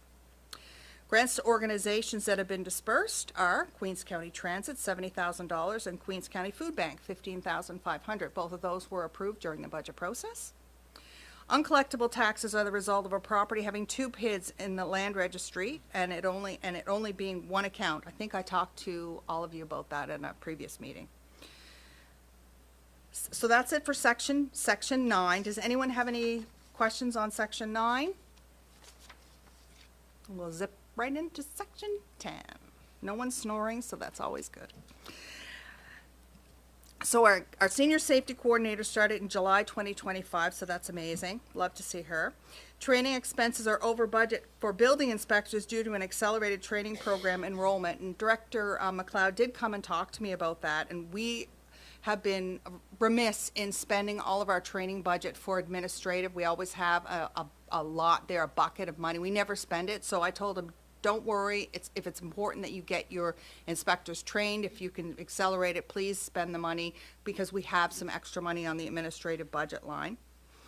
Firefighting safety grants are under budget because of the pending safety report from reporting from prior years. So what happens is the fire departments must turn in receipts for $8,000 of safety expenditures in the prior year before I start giving out this year's.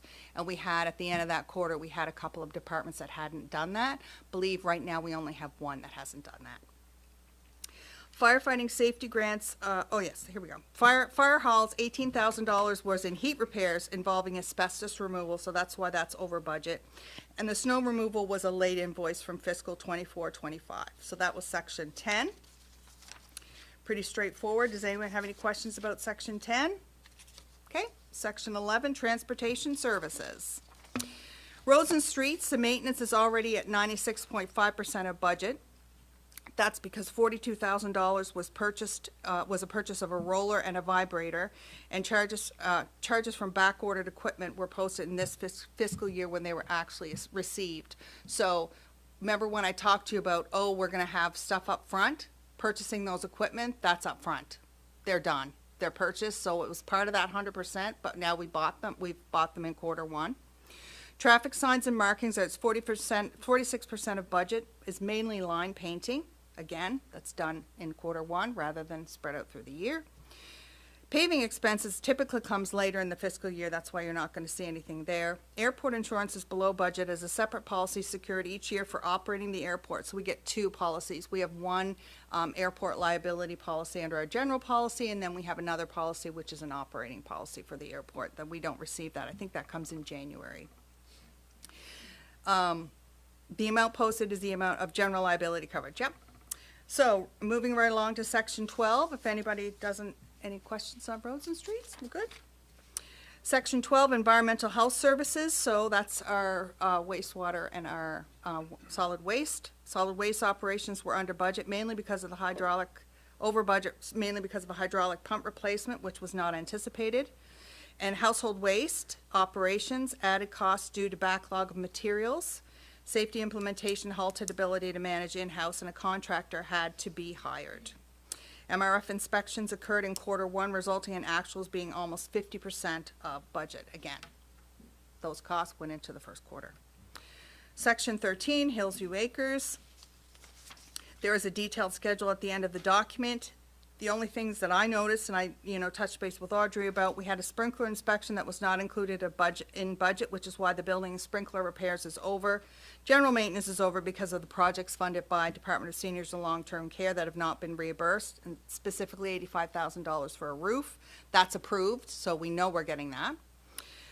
Equipment, the same reason, we have $3,500 of furniture. The $20,000 in chargeable expenses is just a timing difference for attendant care between when we're charged by Amaze Care and when we actually bill seniors and long-term care, because that's done through Cindy. Any questions to the end of section 13? I'm on page 15. Okay. Section 14, environmental development services, salaries are below budget because our development officer is still vacant. Economic development salaries are below budget also due to vacancies, but I believe we're starting to fill at least one of those positions, which is great news. Section 15, recreation and cultural services, so that is on page 17.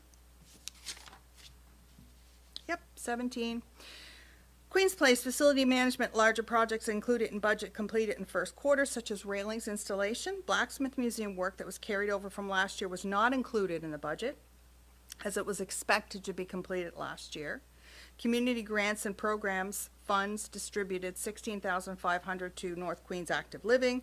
We have funding to Greenfield Recreation was dispersed in August.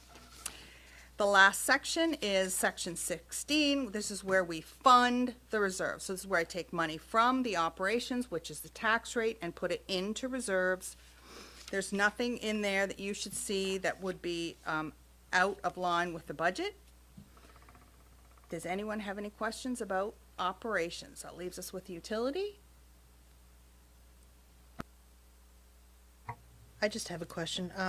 For the railings installation, was that taken out of the accessibility account? No, it was not. We still have $80,000 in that reserve. Yeah.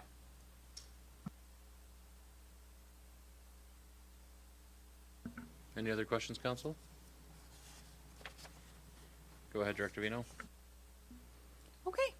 So finally, we have our water utility. So chemicals and additives, as timing of purchases and large orders are filled and used over the year. Again, it's just like the postage meter. We load it up in Q1 and then we use it through the year. Chemicals and additives. Adam may have got a really big order on April the 3rd, and he's just going to use it over the next 6 months.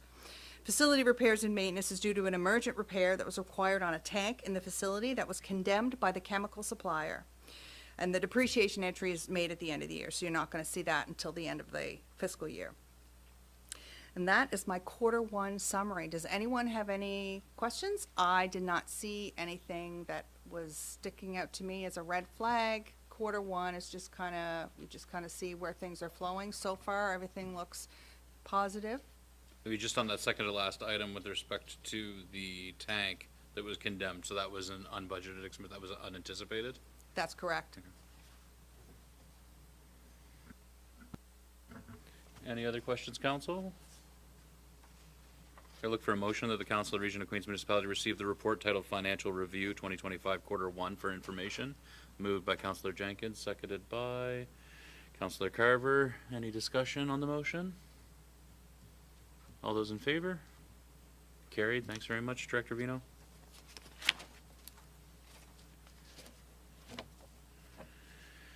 So, next item of business is 7.2 on Q2 capital project implementation update. So we have our manager of capital projects, Elise Johnson, here. Take it away, Elise. Good morning. I will skim through the report as presented, and we had the table to kind of glance for a quick view on the budget and kind of your green, yellow, red as to where we are in each item. These are, of course, following the approved budget, which is at the end of the table. We see the capital investment plan, and I'm just focusing on this year, obviously. So some of the approved projects, kind of by category, looking at the equipment. As we just heard, we have our new roller in place. That's been fantastic. We don't need to rent anymore. New tandem dump trucks being used on 2 of our projects daily.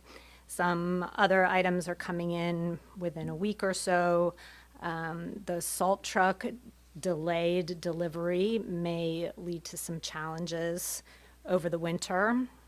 And the waste handler is on hold for now. Procurement will look into that in the next calendar year. Then I move into municipal water and wastewater. So the Mount Pleasant Service Extension, I think we've heard from, we did see a presentation on that from CBCL. We know that the design work is more or less done, certainly for the underground lines. And that installation, so the next line, the extension work itself, the actual construction, that has gone through the tender process, and you'll be hearing about the award recommendation from Mr. Grant. Meanwhile, the design continues a little bit with some lift, so that's why that top line is still in progress. Then the water mains transmission, we do need approval from the Regulatory Appeals Board, so there's a bit of back and forth with that. A lot of that work would be done regardless of the extension, but of course it supports the extension. So just waiting for the thumbs up on that. We do hope to continue moving on that after Waterloo, for example. The sewer treatment plant, the UV upgrades. As much as we say here the project is expected to be commissioned in late September, we recently heard from the commissioning company that might be pushed a couple months. It did get a bit of a late start, but this is absolutely in progress. Waterloo continues. Again, there's always challenges that we're working through. We're still waiting on our traffic lights to speed our process. It has to do with the traffic control, but we are almost finished the water line on sort of the hospital side of the street, and then we'll move back down, get into the sewer separation.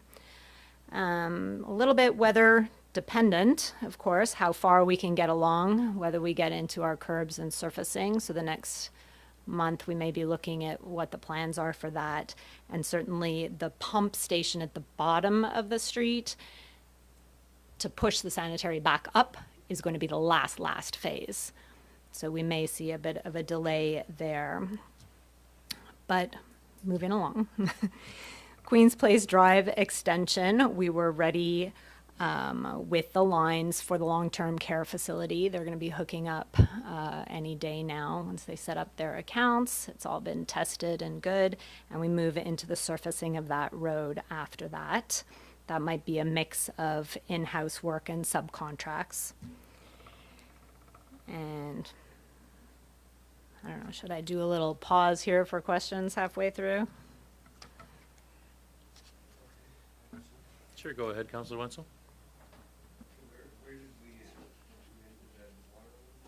At least you have to turn off your microphone, so Councillor Wenzel's, well, there we go. Queens Place Drive, yeah, Queens Place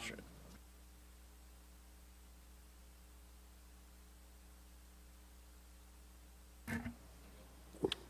Going up to the water transmission extension, Phase 5. Project requires approval from Regulatory Appeals Board. I'm trying to wrap my head around this. Is this different than, why does this have to be go to the Regulatory Appeals Board and the rest of the Mersey extension doesn't? They both do. And then the questions relate to, you know, water rates, to impacts, to how many people are improved. And when the extension doesn't actually have the houses built yet, that's a challenge. I'm not sure if we want further information from Director.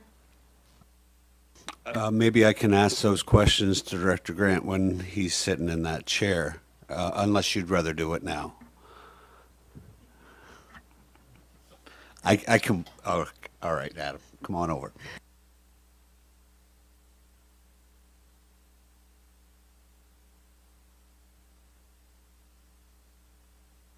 The URAB, I'm a little confused with that because this project has been ongoing since before my time. And of course, everybody knows that we've been pushing hard to get the transmission line fixed from the lake, or changed from the lake to Union Street.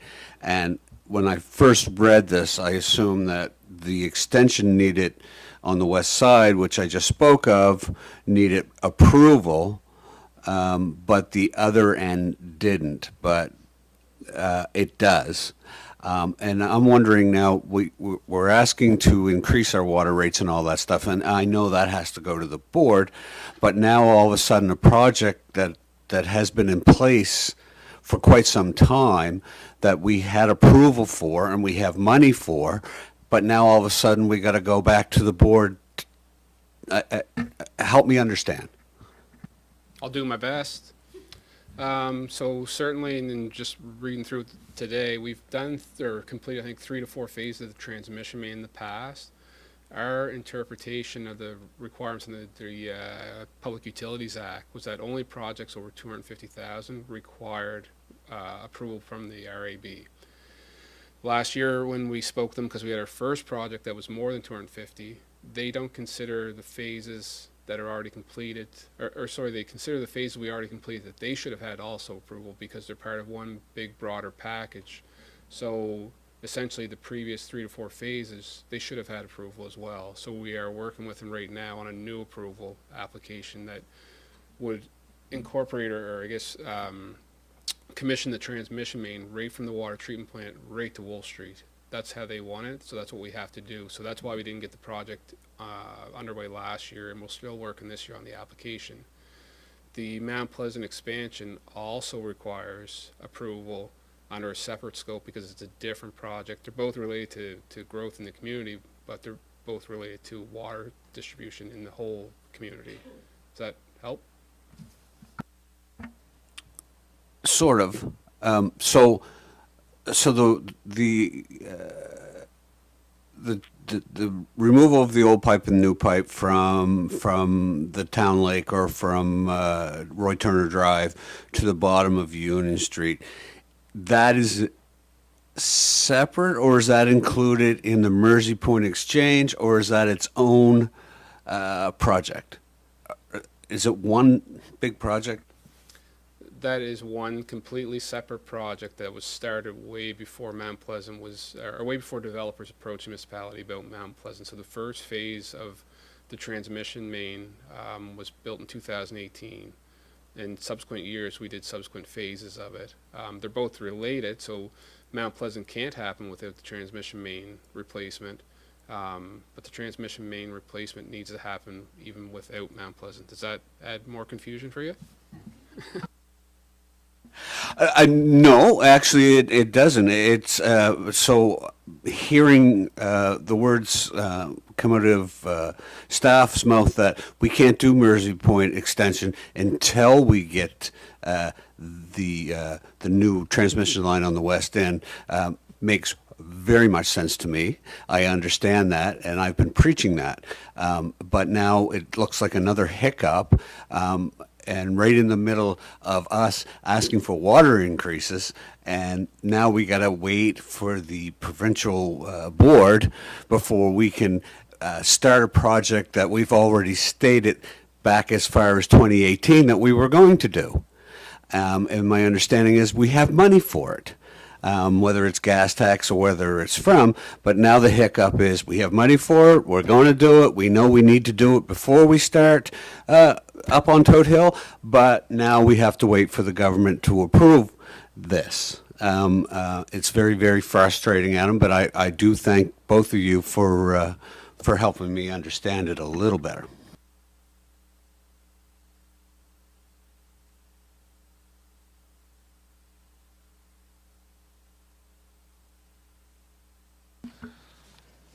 Okay, any further questions on sort of where that got to the halfway point here? Any of the items that have been spoken about in this or in the capital projects quarterly report? Okay, Councilor I Wetzel. do have one more on the Queens Place Drive service extension.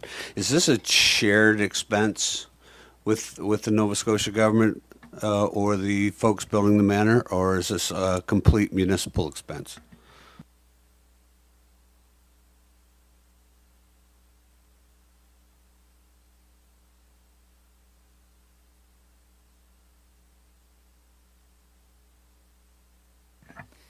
So it's my understanding that when that piece of land was sold by the municipality to build that home, the agreement was that we would be responsible for the cost of putting in that road.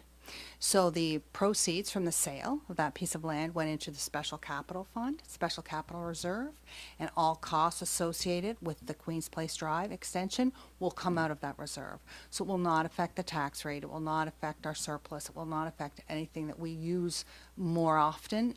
It's in that dedicated Special Capital Fund reserve. Does that answer your question? Anything further? Okay, take it away, Elise.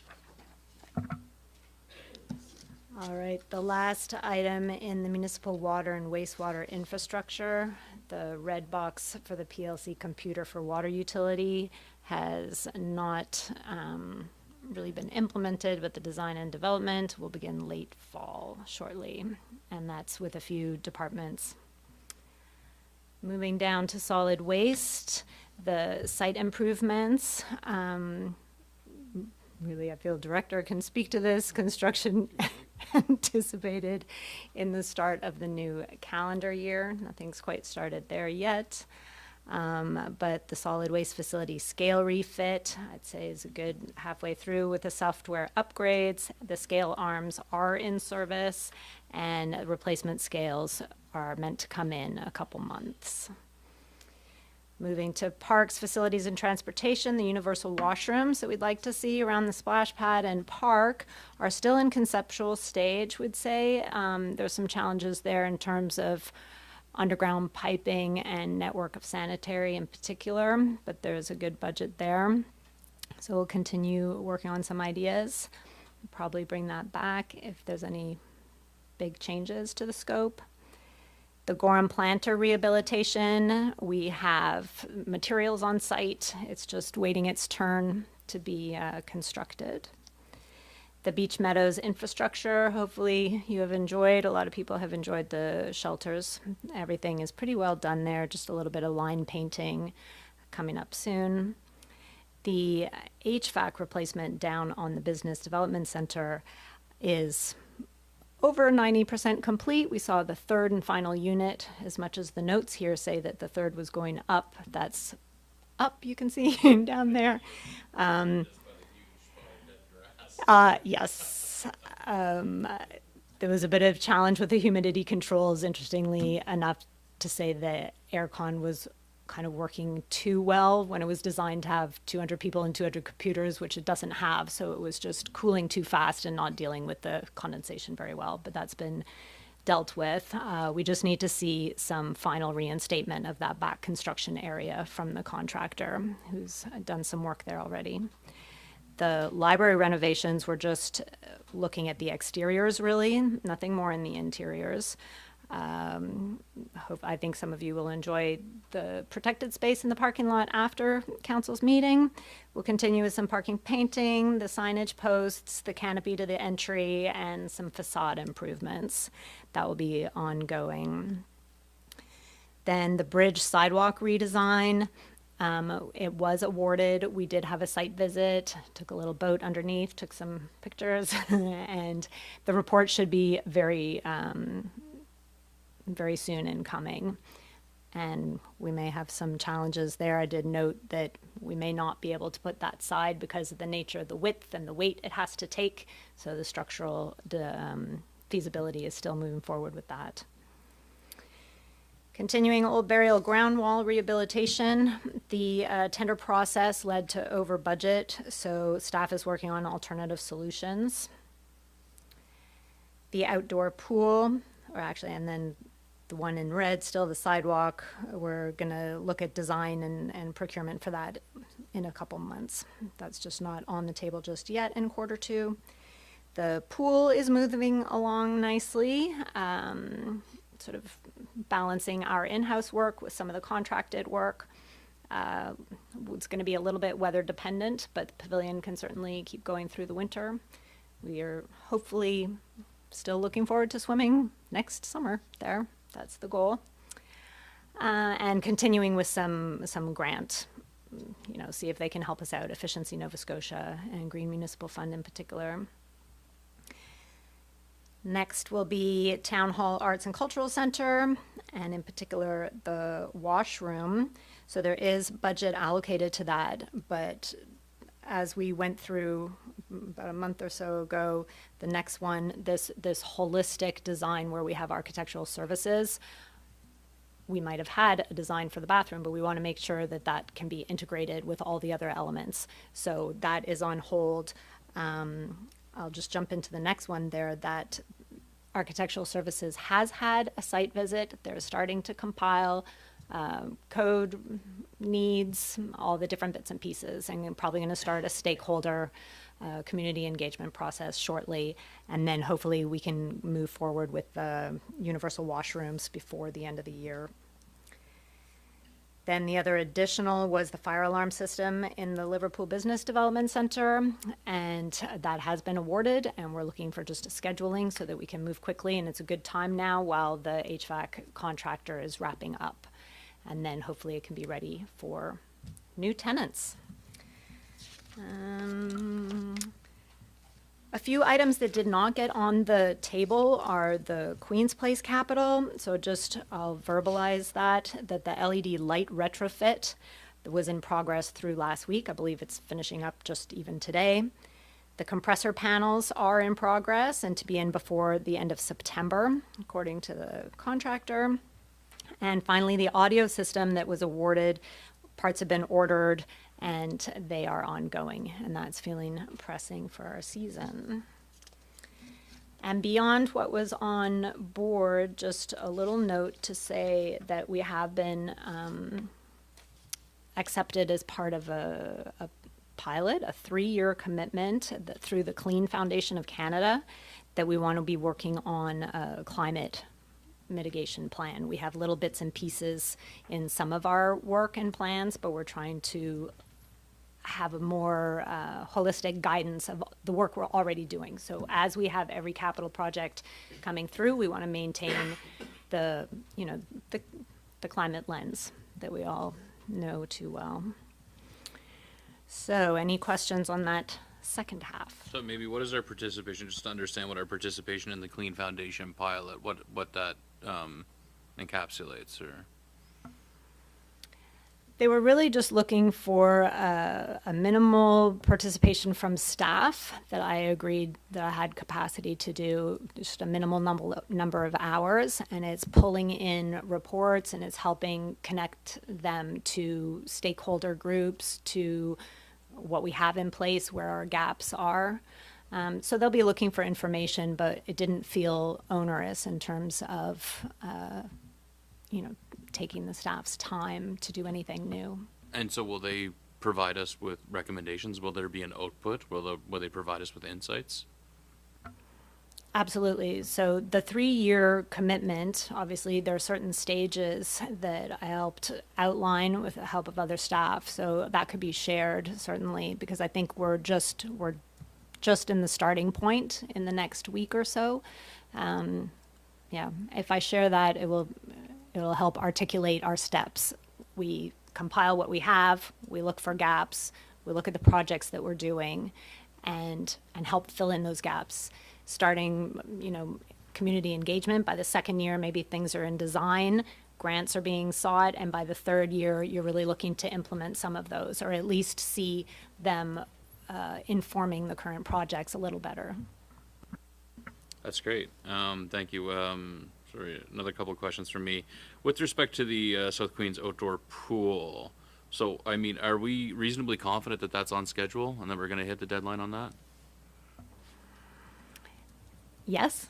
The next few weeks, weather-wise, will be very telling. We're not putting in a liner. It's a painted sealant, and it needs to be very dry. Ironically, we have just had a lot of very dry time. We're in preparation to pour the deck within days, and once a perimeter deck has been cast, we can paint, but we'll need a good week of dry. And if we don't get that week of dry, it gets pushed, and we'll see how far it can get pushed. We don't want to push it to spring. That's really kind of the critical point. The next few weeks, weather-wise, will tell, but we are optimistic. Great. I very much appreciate this this update. I think it's good to see. I think it's helpful for council to be able to see how these projects that we're investing are progressing. Last question from me, just I see with respect to the Town Hall Arts and Cultural Center and that broader a big global picture and plan for what our approach is going to be with respect to the building. I see a site visit was scheduled on August 28th. So did that site visit take place? How'd that go? It went well. We had fun, in the basement under the auditorium, looking at, there's a lot of history in there. And I understood that's where Public Works used to be. And I saw some old pieces of iron. It should just be half a museum section of it too. It was definitely the first step. It was information gathering for them. And now they will be reaching out to the board and the liaison and starting to work more with operations as to vision, but they really needed to get a sense of what was existing. Any questions? Deputy Mayor Charlton?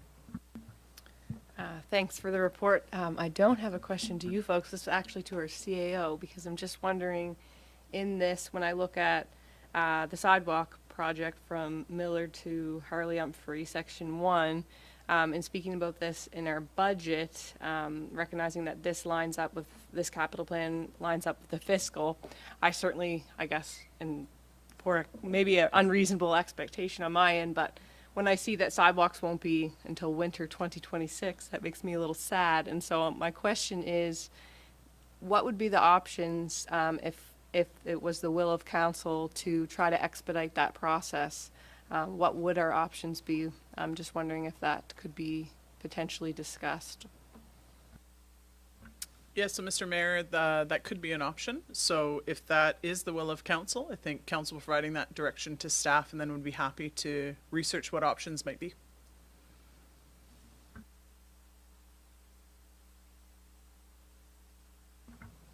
Any other questions? Go ahead, Councilor Merrill. In respect to the universal washrooms, this has been on the capital for the last, actually, 2 capitals, maybe 3. I'm just wondering if there's a rough date that updates can be brought back to council. I know it's a work in progress, but it's been a while since we've had any type of information come to us. Yes, and you know I want to see that done. The consultancy, I believe, offered 6 weeks, 6 to 7 weeks. So once that report comes in, if they see that our proposal is reasonable, then I would say we try to get that moving, you know, within the fiscal, should be possible. If they think that it should be in a different location, then it might be a bit more challenging, work with operations, you know. I don't know where they're going to propose to put it that way. I think we'll know more when the services come back, the architectural, that holistic kind of feedback. Further questions? Councilor Fancy? Yeah, a couple things. First off, I'd like to thank you fellas for the covered structure you have up in Tupper Park. Everybody's enjoying it. It's really, really enjoying it. It's a real hit. So I always like to. It's always like we're coming at you fellas for what you don't do. We want to tell you what you do and do right. The couple things with the bridge sidewalk redesign. It says they're going to be at the end of September. So we'll probably be. Because I've got a few different people asking, what are we doing, how are we doing it, and at least they could be able to look at it to see when that's, so probably in October we're going to get a design.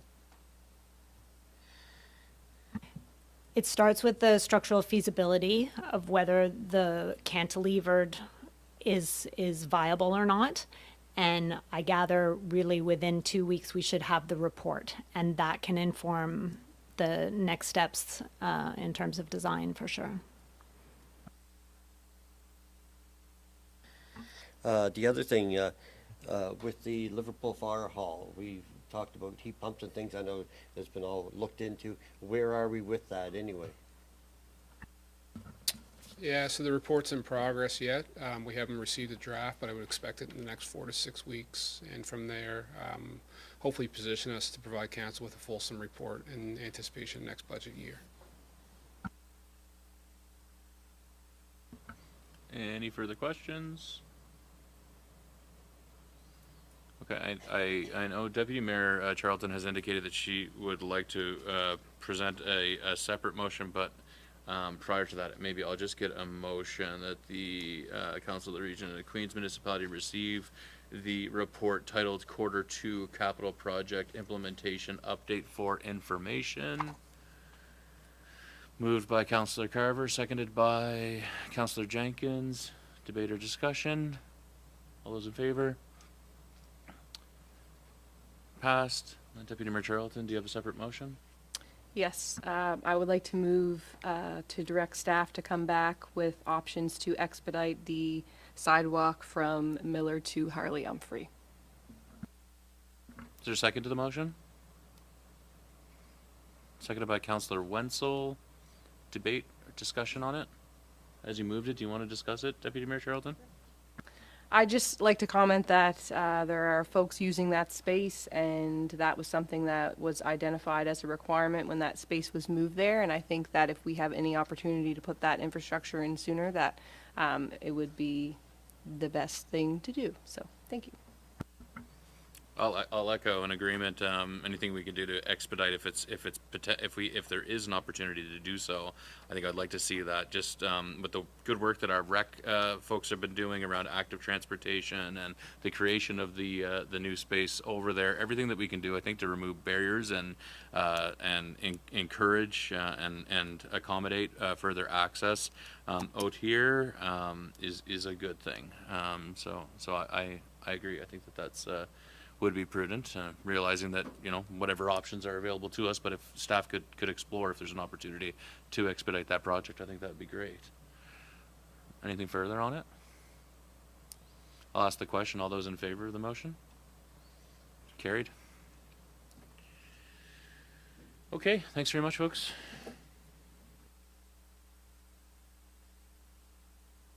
Well, Director Grant, don't go anywhere because you're up again. Get back in the chair. Thanks very much. So the next item is 7.3 on Cameras Corner intersection. Director Grant has a report on the intersection safety. Can you take it away? Sure thing. So here today, I guess, is the Municipal Traffic Authority in response to the motion of council present. Yes, dear.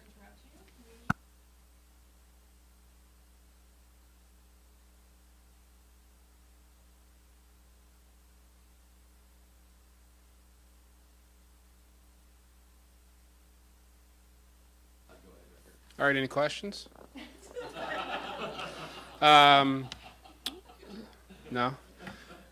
So just a quick report about the Cameron's Corner intersection, formerly known as Main Street and Old Port Mattoon Road. So back in the spring of 2024, we hired CBCL to have a high-level desktop look at the intersection, looking for ways to improve safety, hearing from the public that there's concerns there. So they did produce a report, which unfortunately was not followed up on. So part of the improvements that they recognize would be to provide some narrowing of the geometry, relocating the stop bar to Old Port Mattoon Road to make it more intuitive to how the movement should be through that location. So we quickly looked at it on our end, to understand what the cost of that would be, which includes relocating catch basins, installing curb gutter sidewalk, and a few other items, and come up with an estimate to be about $120,000. Recognizing that next year in the capital plan, we have a project right there from Union Street through to Brunswick, which would see the replacement of all that sidewalk. It wouldn't be, I guess, logical at this point to spend that money knowing we're going to tear it apart next year and do it anyways.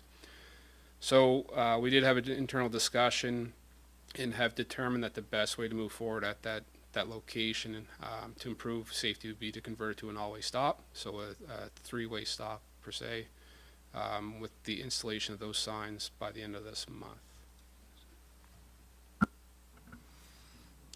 Thanks very much for the report, Director Grant. I guess my question would be, in reading the CBCL report and then 5.3, which is the proposed, which is what CPL proposes as improvement strategies for the Main Street and Old Port Mattoon Road intersection. I guess the consulting engineers, I think in my reading of it is that the improvement strategy that they recommend is the installation of a stop sign on the minor road approach, which is kind of recommending relocating the stop sign to the northbound Old Port Mattoon Road approach. And actually, I don't see an all-way stop articulated as an improvement strategy that they're suggesting. So I'm just wondering why staff are proposing an all-way stop as opposed to what CBCL is recommending as the improvement strategy. Certainly. So further review of their report in conjunction with TAC manual guidance indicates that a three-way stop on all-way stop would be the next level of treatment above just a single-way stop control. Understanding that the cost implications are far less than that of some geometry modifications. It's something that we can put in place immediately, and just felt it would be an immediate solution to the area at a relatively more appropriate cost. Okay, thank you. And then I see, so because it's a bit of an omnibus or consolidated report that looks at several intersections of interest or problem intersections throughout South Queens. Is the intention of staff to also utilize the findings and and then the relevant improvement strategies that are articulated in the CBCL report to advise or recommend other sort of improvements to these other intersections at a later date? Yeah, it's a good point. So the information definitely is in the back burner or in the back of our mindset as we look for solutions on Henry Hensey and Market Street, which we have a capital project there, potentially coming late this fall, more likely next year, which will be incorporated and has been incorporated into CBCL's design, as well as Main and School, which is another concerning intersection. So we have some improvements suggested by them, which we'll be working on over the coming years. Great. Go ahead, Deputy Mayor Charlton. Thank you. This sort of touches on the mayor's question about in not moving the stop sign coming from the fire hall direction and replacing it in the CBCL report. In being around a little bit, I understand that council can't direct the traffic authority. But in this report, when I read it, I am struggling to understand why that would be our first approach. I understand that it can be done immediately and the cost is fairly low, but when I look at their report and it says that relocating that stop sign is what they recommend, and then in addition, you could narrow the street. I'm struggling to understand why we wouldn't, as a municipality, try that first. Because in the report, where it references the improvement for Main Street and Old Port Mattoon Road, it says installing the stop sign on the minor road approach establishes a clear right-of-way, making it easier for all drivers to navigate the intersection safely and efficiently. In the case of this intersection, we recommend relocating the stop sign to the northbound Old Port Mattoon Road approach. This would allow for continuous through movements on Main Street, and the intersection would be more in line with conventional T intersections, making it more intuitive and reducing the likelihood of confusion, particularly for drivers who may be unfamiliar with the existing traffic control arrangement. So I guess my concerns are that, is it getting changed to an all-way stop to then stay there? I don't think that's the case, because you had mentioned in 2026 there are plans to deal with that infrastructure, and so I guess I'm struggling to understand why we'd put an all-way stop there, try to get our folks used to that all-way stop, to only then narrow the road to end up putting the stop sign on the Old Port Mattoon section. So if you could just explain that for me, that one I'm having a hard time digesting, and I'm worried that's going to create confusion and cause more accidents. Thank you. I appreciate the comment. No, so the intention is once it's converted to an always stop, it would stay an always stop in perpetuity unless it was determined through further analysis that it wasn't necessary, and then it could be reverted to a one-way stop control. So yes, the geometry realignment would be incorporated into next year's capital work. The three-way stop, the always stop would stay in that mannerism. Any other questions? Councilor Merrill? I also have concerns with this being a throughway right through to Main Street, just because there's so many sidewalks there, and also I think it's going to increase the speeding issues along there as well, and cause us more problems. I'm just wondering if it's a possibility to leave the existing stop sign there, but add an additional one on Old Port Mattoon Road. Has that ever been suggested? Yeah, so that is the approach, is to leave the stop sign where it is on Main Street on the eastbound lane and add two more, one on Old Port Mattoon Road and one on Main Street on the other side to convert it to an always stop. Did that answer your question, Councilor Romero? I think you're talking about making it a two-way stop and not putting a stop sign for westbound traffic on Main Street. Is that what you're saying? Yeah. And I think so, but the suggestion is that an all-way stop is, the traffic authority's judgment is that all-way stop is the preferable solution here. Yeah. Councilor Wenzel? So I'd assume this would also include like preparation signs so that you're coming to a stop sign, especially for those folks, you know, that are zipping around the corner coming from White Point Road. And the other question I have is there any consideration with lighting there and making it more visible for your crosswalks? Because I know the crosswalks are an issue too, Adam, including the one that comes up from Union Street by Mr. Henneberry's house. It's really hard to see up that way. Yeah, so one answer at a time. So the signs, yes, there will be assessed whether they're required to have a stop sign ahead, as well as the new tabs, which is a treatment for new signs posted for 90 days roughly to get motorists' attention, make them aware of the change in the geometry or the movement of traffic. As far as lighting at other intersections has not been looked at this point, but could be in future work, yes. Councillor Fancy? I always get confused when we do things. Are we supposed to receive the report first, and then we're getting into discussion? So I kind of held back thinking, are we receiving the report first? No, let's, I mean, it's not really a substantive motion, so let's just, whatever questions or concerns or discussion, and then we'll receive the report. Okay. Going back to what Councillor Miro said, driving up there and watching and looking at things, the biggest part is coming from White Point, coming out and going around that turn, and then coming from Milton up through, you can't see because the cars have to go out further, and we know that's the issue. So I just looking at it, leaving the stop sign where it is, and maybe making the curve, but as you realize to put a stop sign in that little area is hard because all the bushes in there and it's tight. Just putting, so if you had a stop sign just there, so then the people with the traffic already know how the flow go.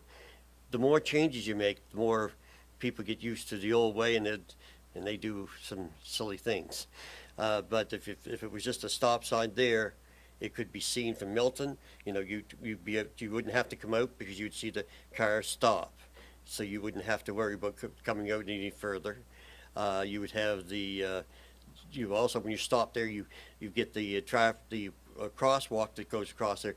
That's another thing, coming around that corner, people can step out from that crosswalk because it's blind. That you get them to stop there. I think that solves the majority of the issue, to be able to put a stop sign there, so you still have the flow from traffic from Liverpool straight out through, and that's your main flow of traffic.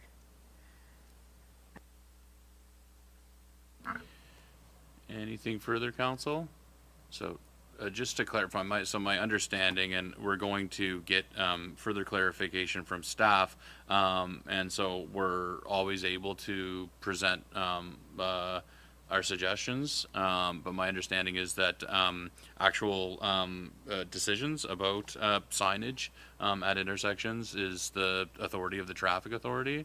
And so, like at this time, I'm going to suggest that we don't make any substantive motions directing staff otherwise, and just move to accept the report that's been presented today. And so I'll look for a motion that the Council of the Region of Queens Municipality receive the report titled Cameron's Corner Intersection Safety for Information, moved by Councillor Wenzel, seconded by Councillor Carver. Any debate or discussion on the item? Seeing none, all those in favor? Carried. Thank you, Director Grant.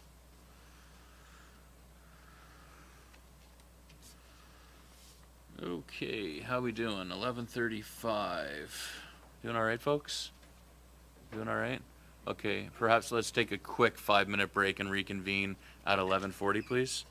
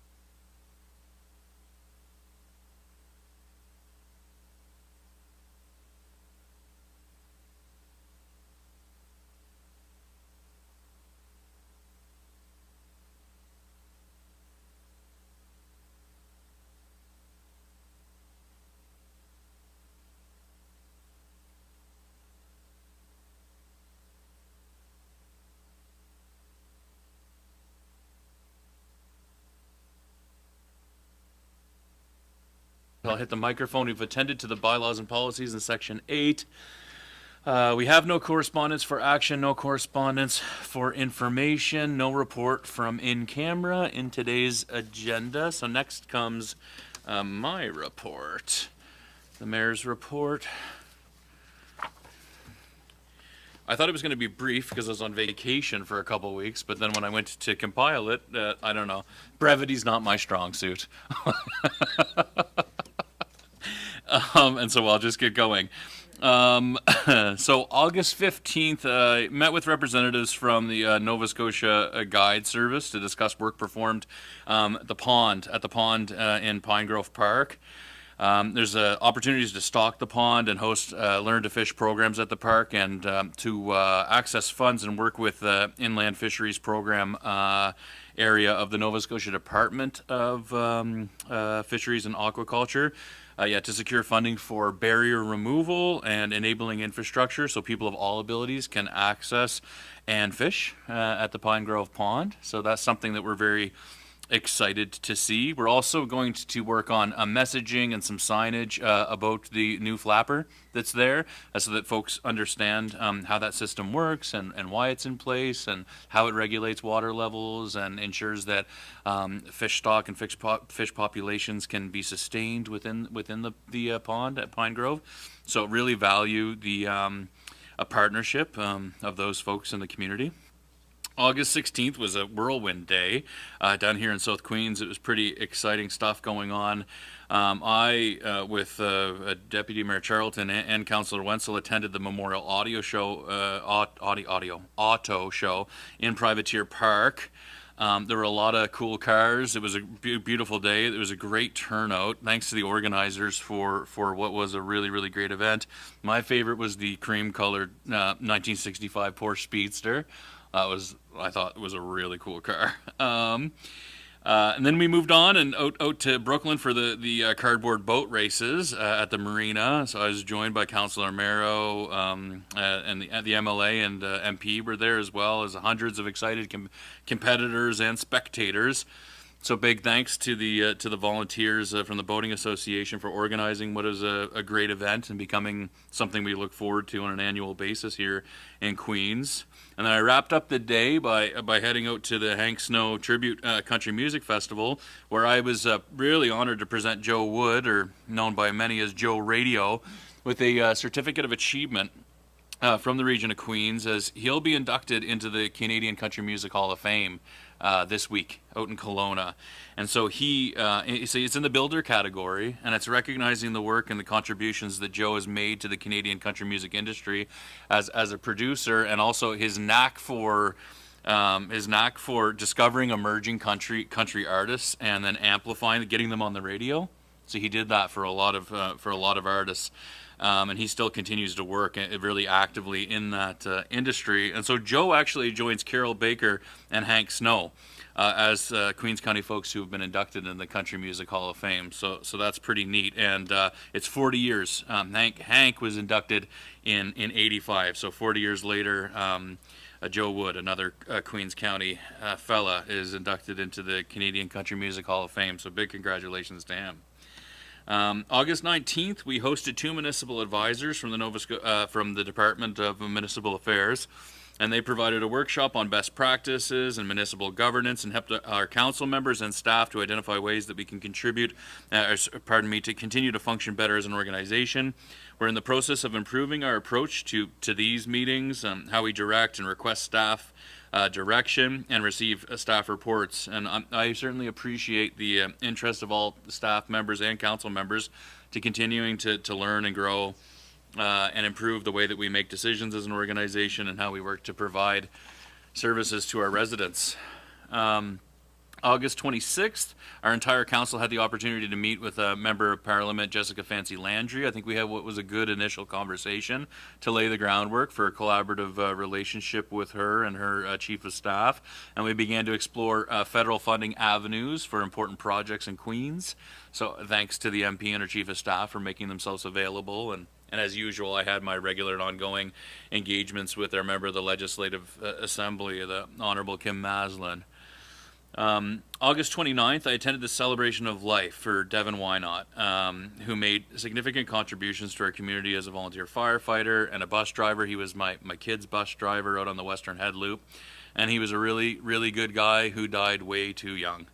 It was a very touching and emotional celebration of life for Devin. We lost several folks, important people in our community, and I wasn't able to attend everybody's celebration of life. But we also another man in the community who I would have liked to have celebrated his life was R.K. McKinnon as well, earlier that week.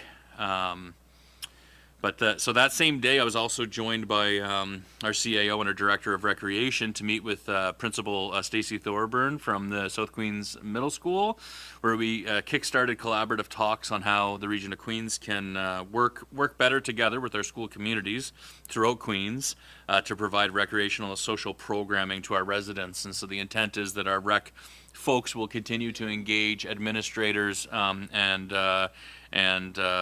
other faculty who represent all of the school communities throughout Queens County to identify ways that we can do that better. September 1st, the South Shore Labor Council had an event in Privateer Park. I know Councillor Wenzel has prepared a specific report which he can elaborate on that event and the context and the history of it. But I just wanted to say thanks to the organizers and all those who attended. Lastly, September 6th, my family and I attended the Lot of Fun launch event in the parking lot outside of the Thomas H. Riddall Library. And a big thanks to the recreation staff for putting on such a great event. Thanks, guys. And it was a really great turnout. Turned out hot and sunny, as it's been doing this summer. And so for members of the public who are interested in contributing their ideas and even the naming of that space, we're actually holding another event, so an open house engagement session this afternoon from 1 to 3 at the library at 54 Harley Humphrey Drive. So that's this afternoon. And then just to wrap up, throughout this past month, I had the opportunity to meet with representatives from various nonprofit and community organizations, including the South Shore Chronic Pain Support Group, the Astor Theatre Society, Queens Association for Supported Living, Privateer Farmers Market, the Queens Community Health Board, Protect Liverpool Bay, just to name a few, and then also individual residents, so that we can continue to explore ways to generate ideas for how we can best work together in support of vibrant and well communities. I also had a series of meetings with representatives from various businesses looking to invest in housing development and enterprises here in the region. And I think these talks are really promising as we know that we need to expand the stock of appropriate housing in our communities and fostering an environment where we can attract good paying jobs here in Queens County. And so with that, I conclude my mayor's report. I'm not sure if anybody has any questions, comments, concerns for me. Okay, hearing none, I'll move ahead to section 13 of the agenda. So 13.1, I believe, is the Police Advisory Board update. So, Councilor Merrill, could you provide us with an update from the PAB?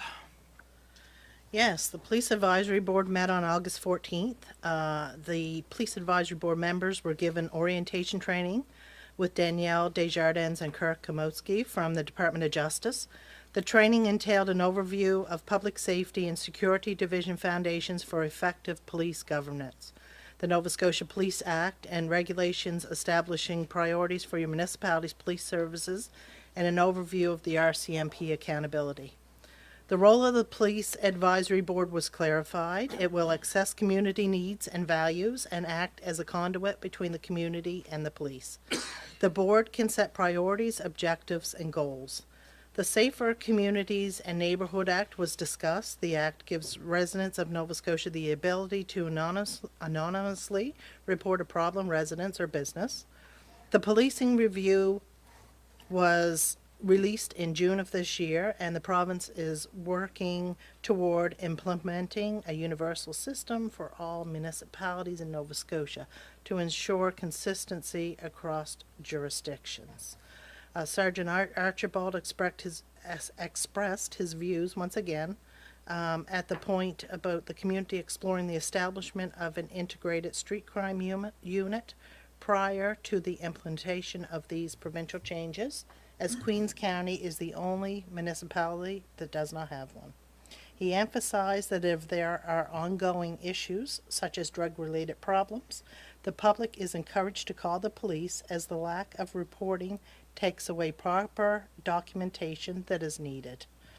We also discussed the vandalism that we had at the splash pad, the universally designed play park, and the parking problems that we are continuing to have at Carter's Beach. Thank you. Thank you, Councillor Amaro. Any questions for the councillor? I have, just on the last point about parking issues at Carter's Beach, I am in talks with our MLA about what we can do, working collaboratively with the province to come up with a solution in terms of ticketing and towing and creating an environment in which people don't disrespect the no parking posted signs on Carter's Beach Road.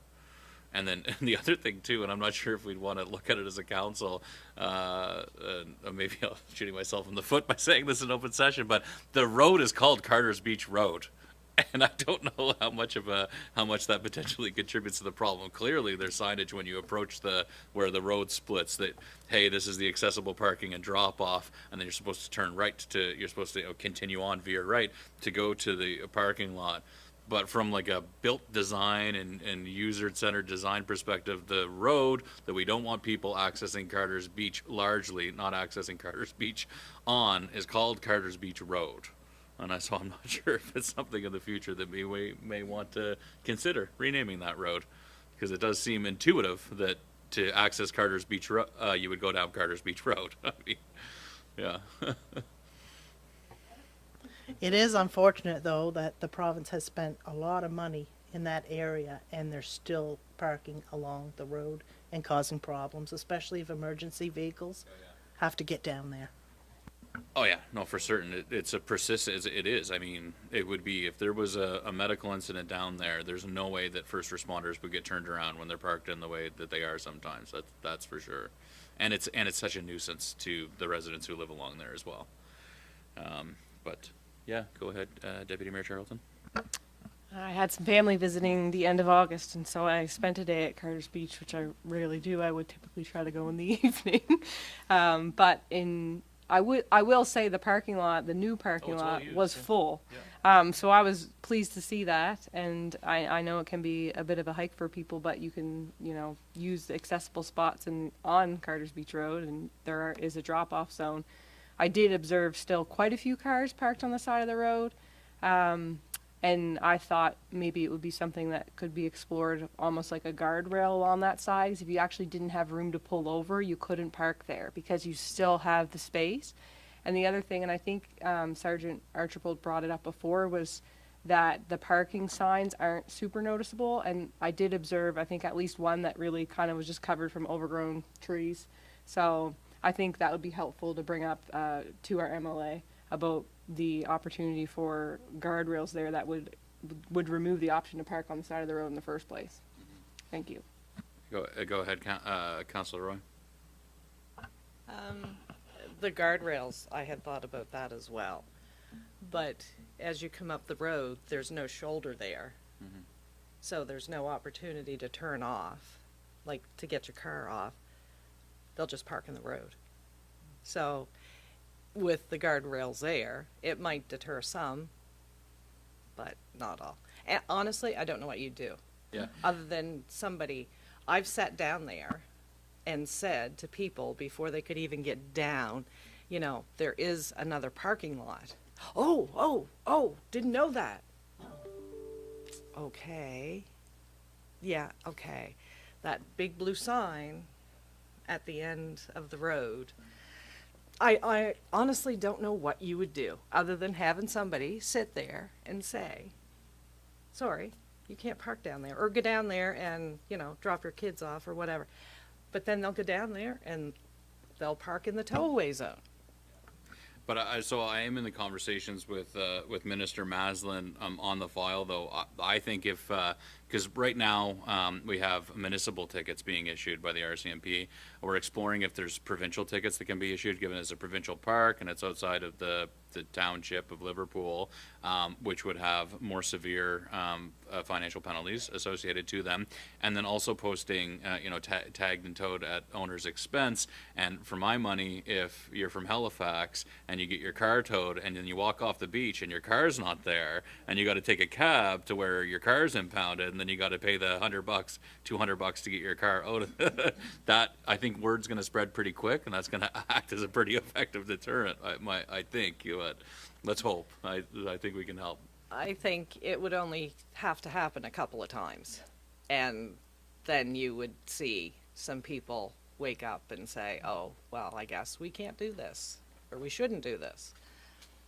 But a $25 ticket, well, they're going to pay that. Well, that's just, pay for parking for an hour in Halifax. That's not a big deal. Any other questions? Go ahead, Councillor Jenkins. As a municipality, can we put parking meters along there, make some money off of it? For everybody who lives on Carter's Beach Road, that was a tongue-in-cheek comment. Anything further on the Police Advisory Board report? I don't think we can.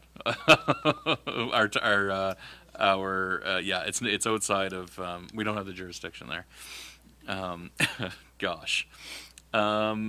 Anything further on the report for the PAB? Okay. We'll move on to 13.2, which is the Planning Advisory Committee update from Deputy Mayor Charlton. Oh, you're 13.3, Councilor Wenzel. Yep. Deputy Mayor Charlton.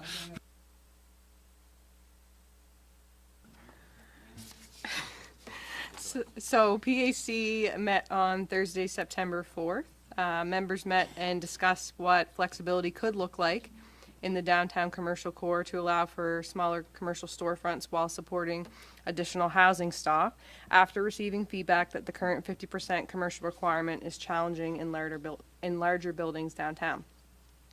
Discussion included removing the requirement for 50% and replacing it with either a minimum depth or minimum square footage of a building in the commercial zone. It also included what a minimum depth could look like to allow for flexibility in buildings, especially larger buildings, which would allow for more residential space while still protecting the commercial frontage and the commercial zone. We also discussed smaller commercial storefronts could actually encourage a more vibrant Main Street, lessen vacancies, while allowing for more affordable spaces with more residents living around them to support them. We talked about micro retail spaces, how smaller spaces could be advantageous for artisans, smaller coffee shops, things like that. The committee ultimately felt a minimum depth of 6 meters while encompassing the entire width of the front of any building in the commercial zone would be a reasonable amendment that they could support, as it was felt it could assist with revitalizing Main Street while still protecting the commercial core. Planning staff were directed to draft some potential amendments around the minimum depth in the commercial core, which will be brought back to PAC later this month, and then it will come back to council for discussion and direction. Thank you. Any questions for the Deputy Mayor on our update on the PAC meeting? Yeah, go ahead, Councilor Wenzel. When is the next meeting?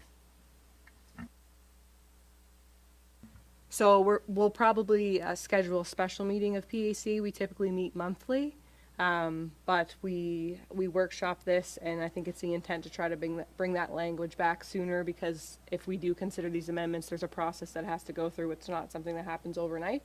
So once I have that date of that special meeting, I would be happy to share it with all of you. And if we weren't to be able to hold a special meeting, we'd be meeting the first Monday of October. That's our regular time that we meet at 6 p.m. Anything further on the PAC update? Okay, Councilor Wenzel, 13.2, the Labor Day celebration. Take it away. 13.3, pardon me. My 13.2 is missing, and Councillor Jenkins keeps reminding me to use my laptop, but yeah. So I won't go word for word here because most of you can read the report.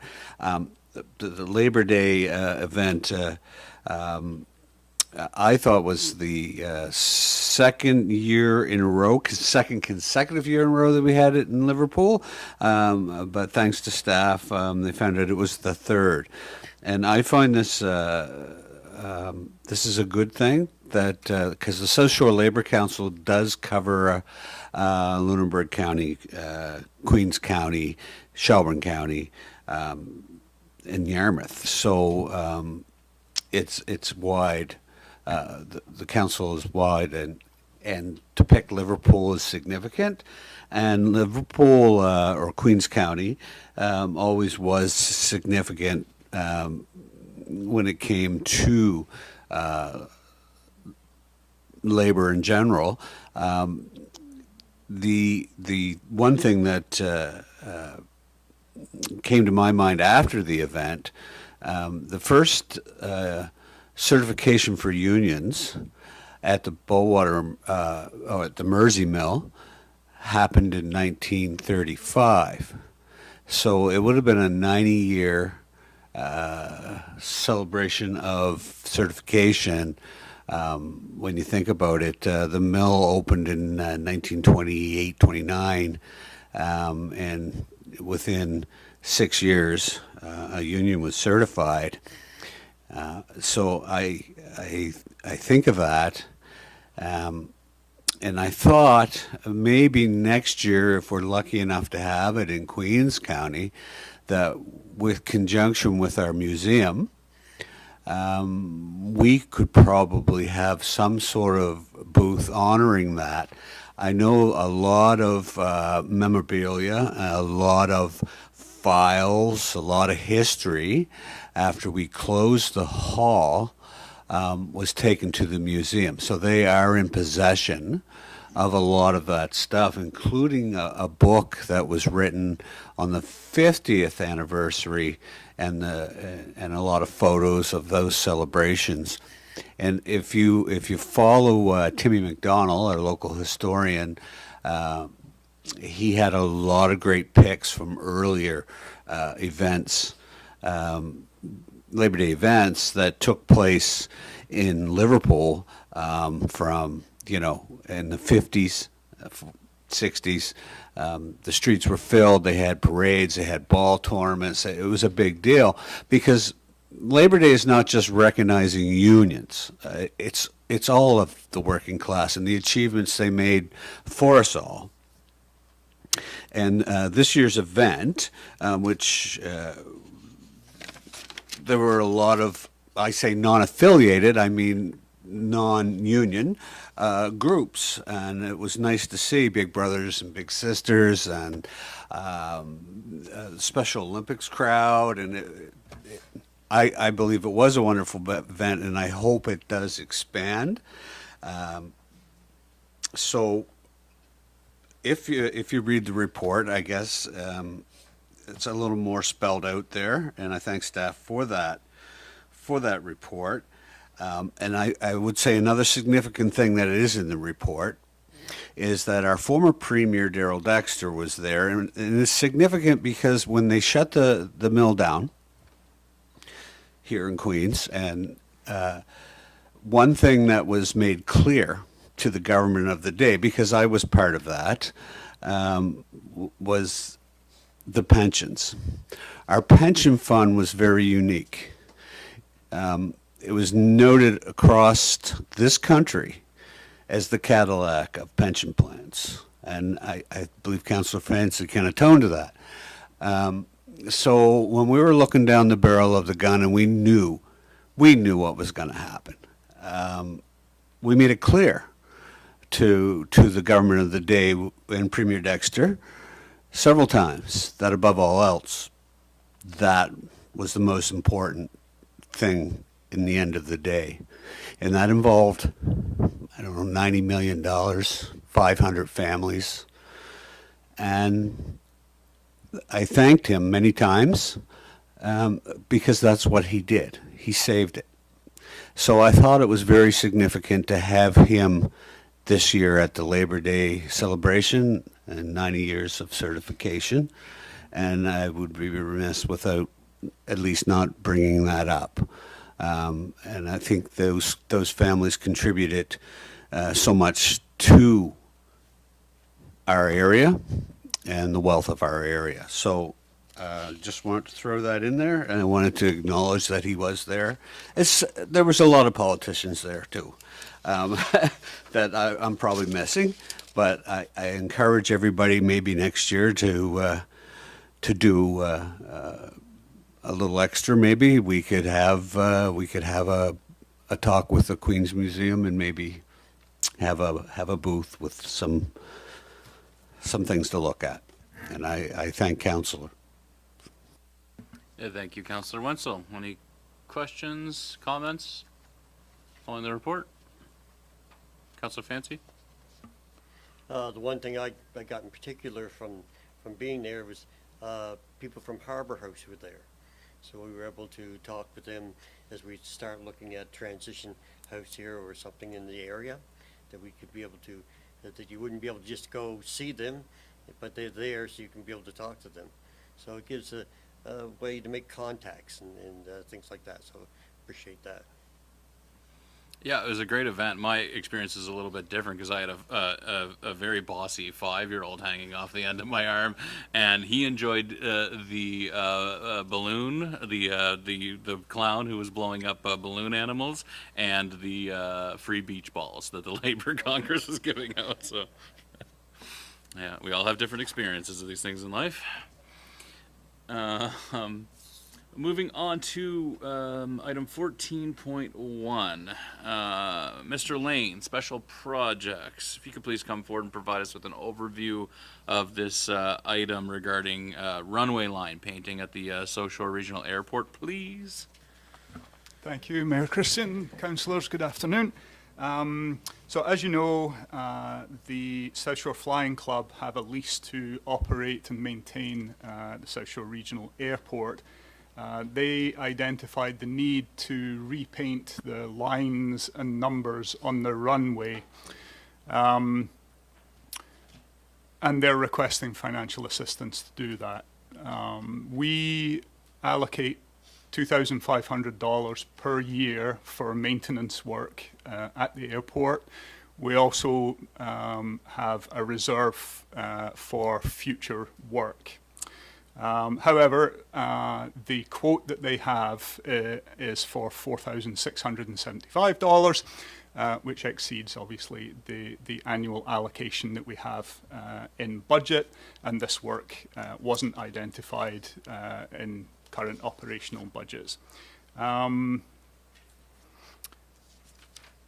Because of the nature of the safety issue, it was just considered that this was a high priority task to get those lines and numbers repainted.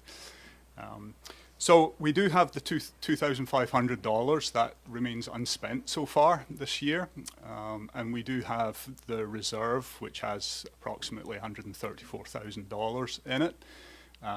If council wish to help the South Shore Flying Club with financial assistance for this task, there's a number of different options for money that we do have in budget to help pay for it. Questions, clarifications for Mr. Lane? Councillor Jenkins. The question I have is, a lot of groups don't plan ahead, so when did they suddenly come up with this, that it became an emergency or a priority suddenly this year without giving us a year's notice and saying, next year, can you please include in your budget the cost of line painting? It's something that has not just suddenly appeared.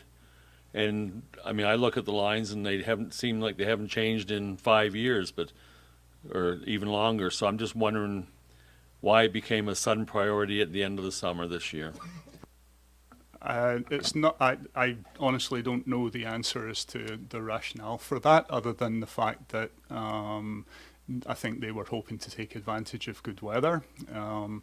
Obviously, there are a number of tasks which have to be carried out as maintenance of an airport, and those are contained within the asset management plan for the airport, which is going to come before council sometime coming up soon. But I think, given that they are the people who would consider whether the lines and numbers need to be repainted for a safety issue, I'm just presenting the request for financial assistance. Any further questions for Mr. Lane? Okay. I will look for a member the council to move that the Region of Queens Municipality approve $4,675 plus HST for replacement of the painted runway markings at the South Shore Regional Airport to be funded from the airport reserve. Debate? Or, pardon me, is there a motion? Moved by Deputy Mayor Charlton, second. Seconded by Councillor Carver. Debate? Councillor Jenkins?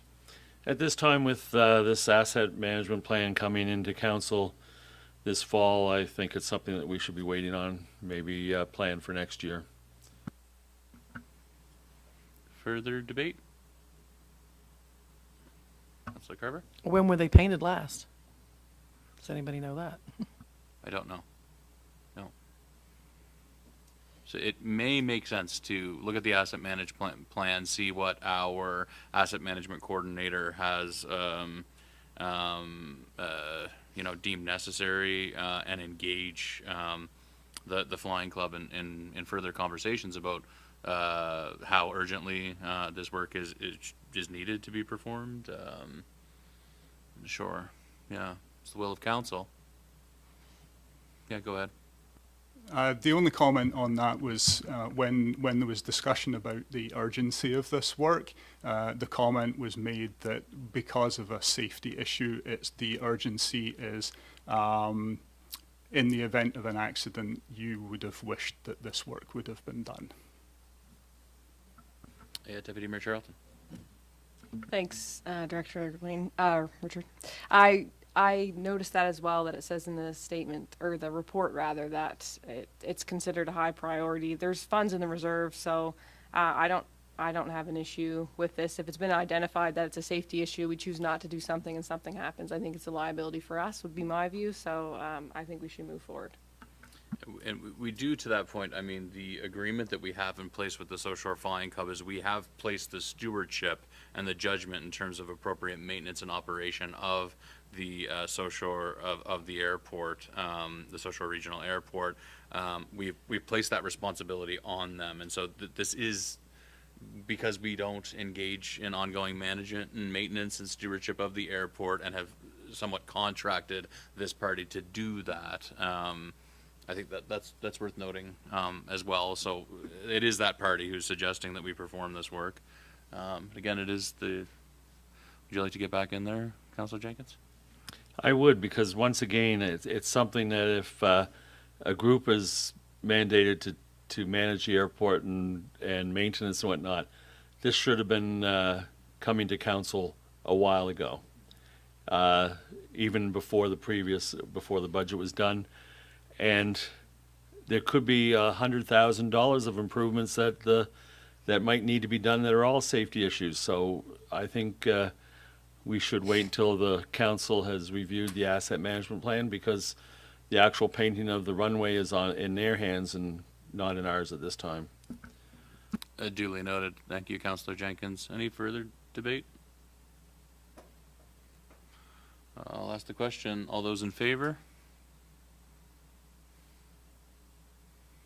All those against? It's defeated. Thank you, Mr. Lane.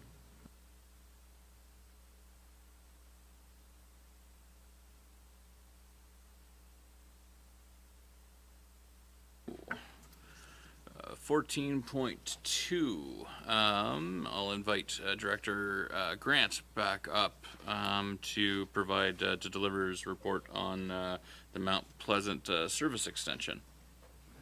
Take it away, Director Grant, when you're ready. Thanks, sir. So you have a report before you, the Mount Pleasant Servicing Extension. So under this 5-year capital investment plan, there is budget approved for $10.5 million. Working on that project, staff have gone out to the market, working with CBCL, received 3 tenders, return which are inside the budget allocation. So for specificity, this project is the upgrades as referred to on Toad Hill, which will provide municipal services of water and wastewater to 37 current residents, as well as the potential of 300 new residential units in that area. The lowest tender package came in at just over $8.3 million, which fits within the budget, which allows contract administration and contingency to be built into the budget at 10.2. Staff still have to work on additional permits, as we discussed previously, receiving the approval from the Regulatory Appeals Board. DPW and NSECC are still in progress. So this is being provided to council for decision. Any questions for Director Grant on the report? Any questions? No? Hearing none, I'll ask for a motion that the Council Region of Queens Municipality accept the bid of $8,329,000 plus HST from Dexter Construction Company for the Mount Pleasant Service Extension Project. Moved by Deputy Mayor Charlton, seconded by Councillor Jenkins. Debate? Discussion? All those in favor? It's carried. Thank you.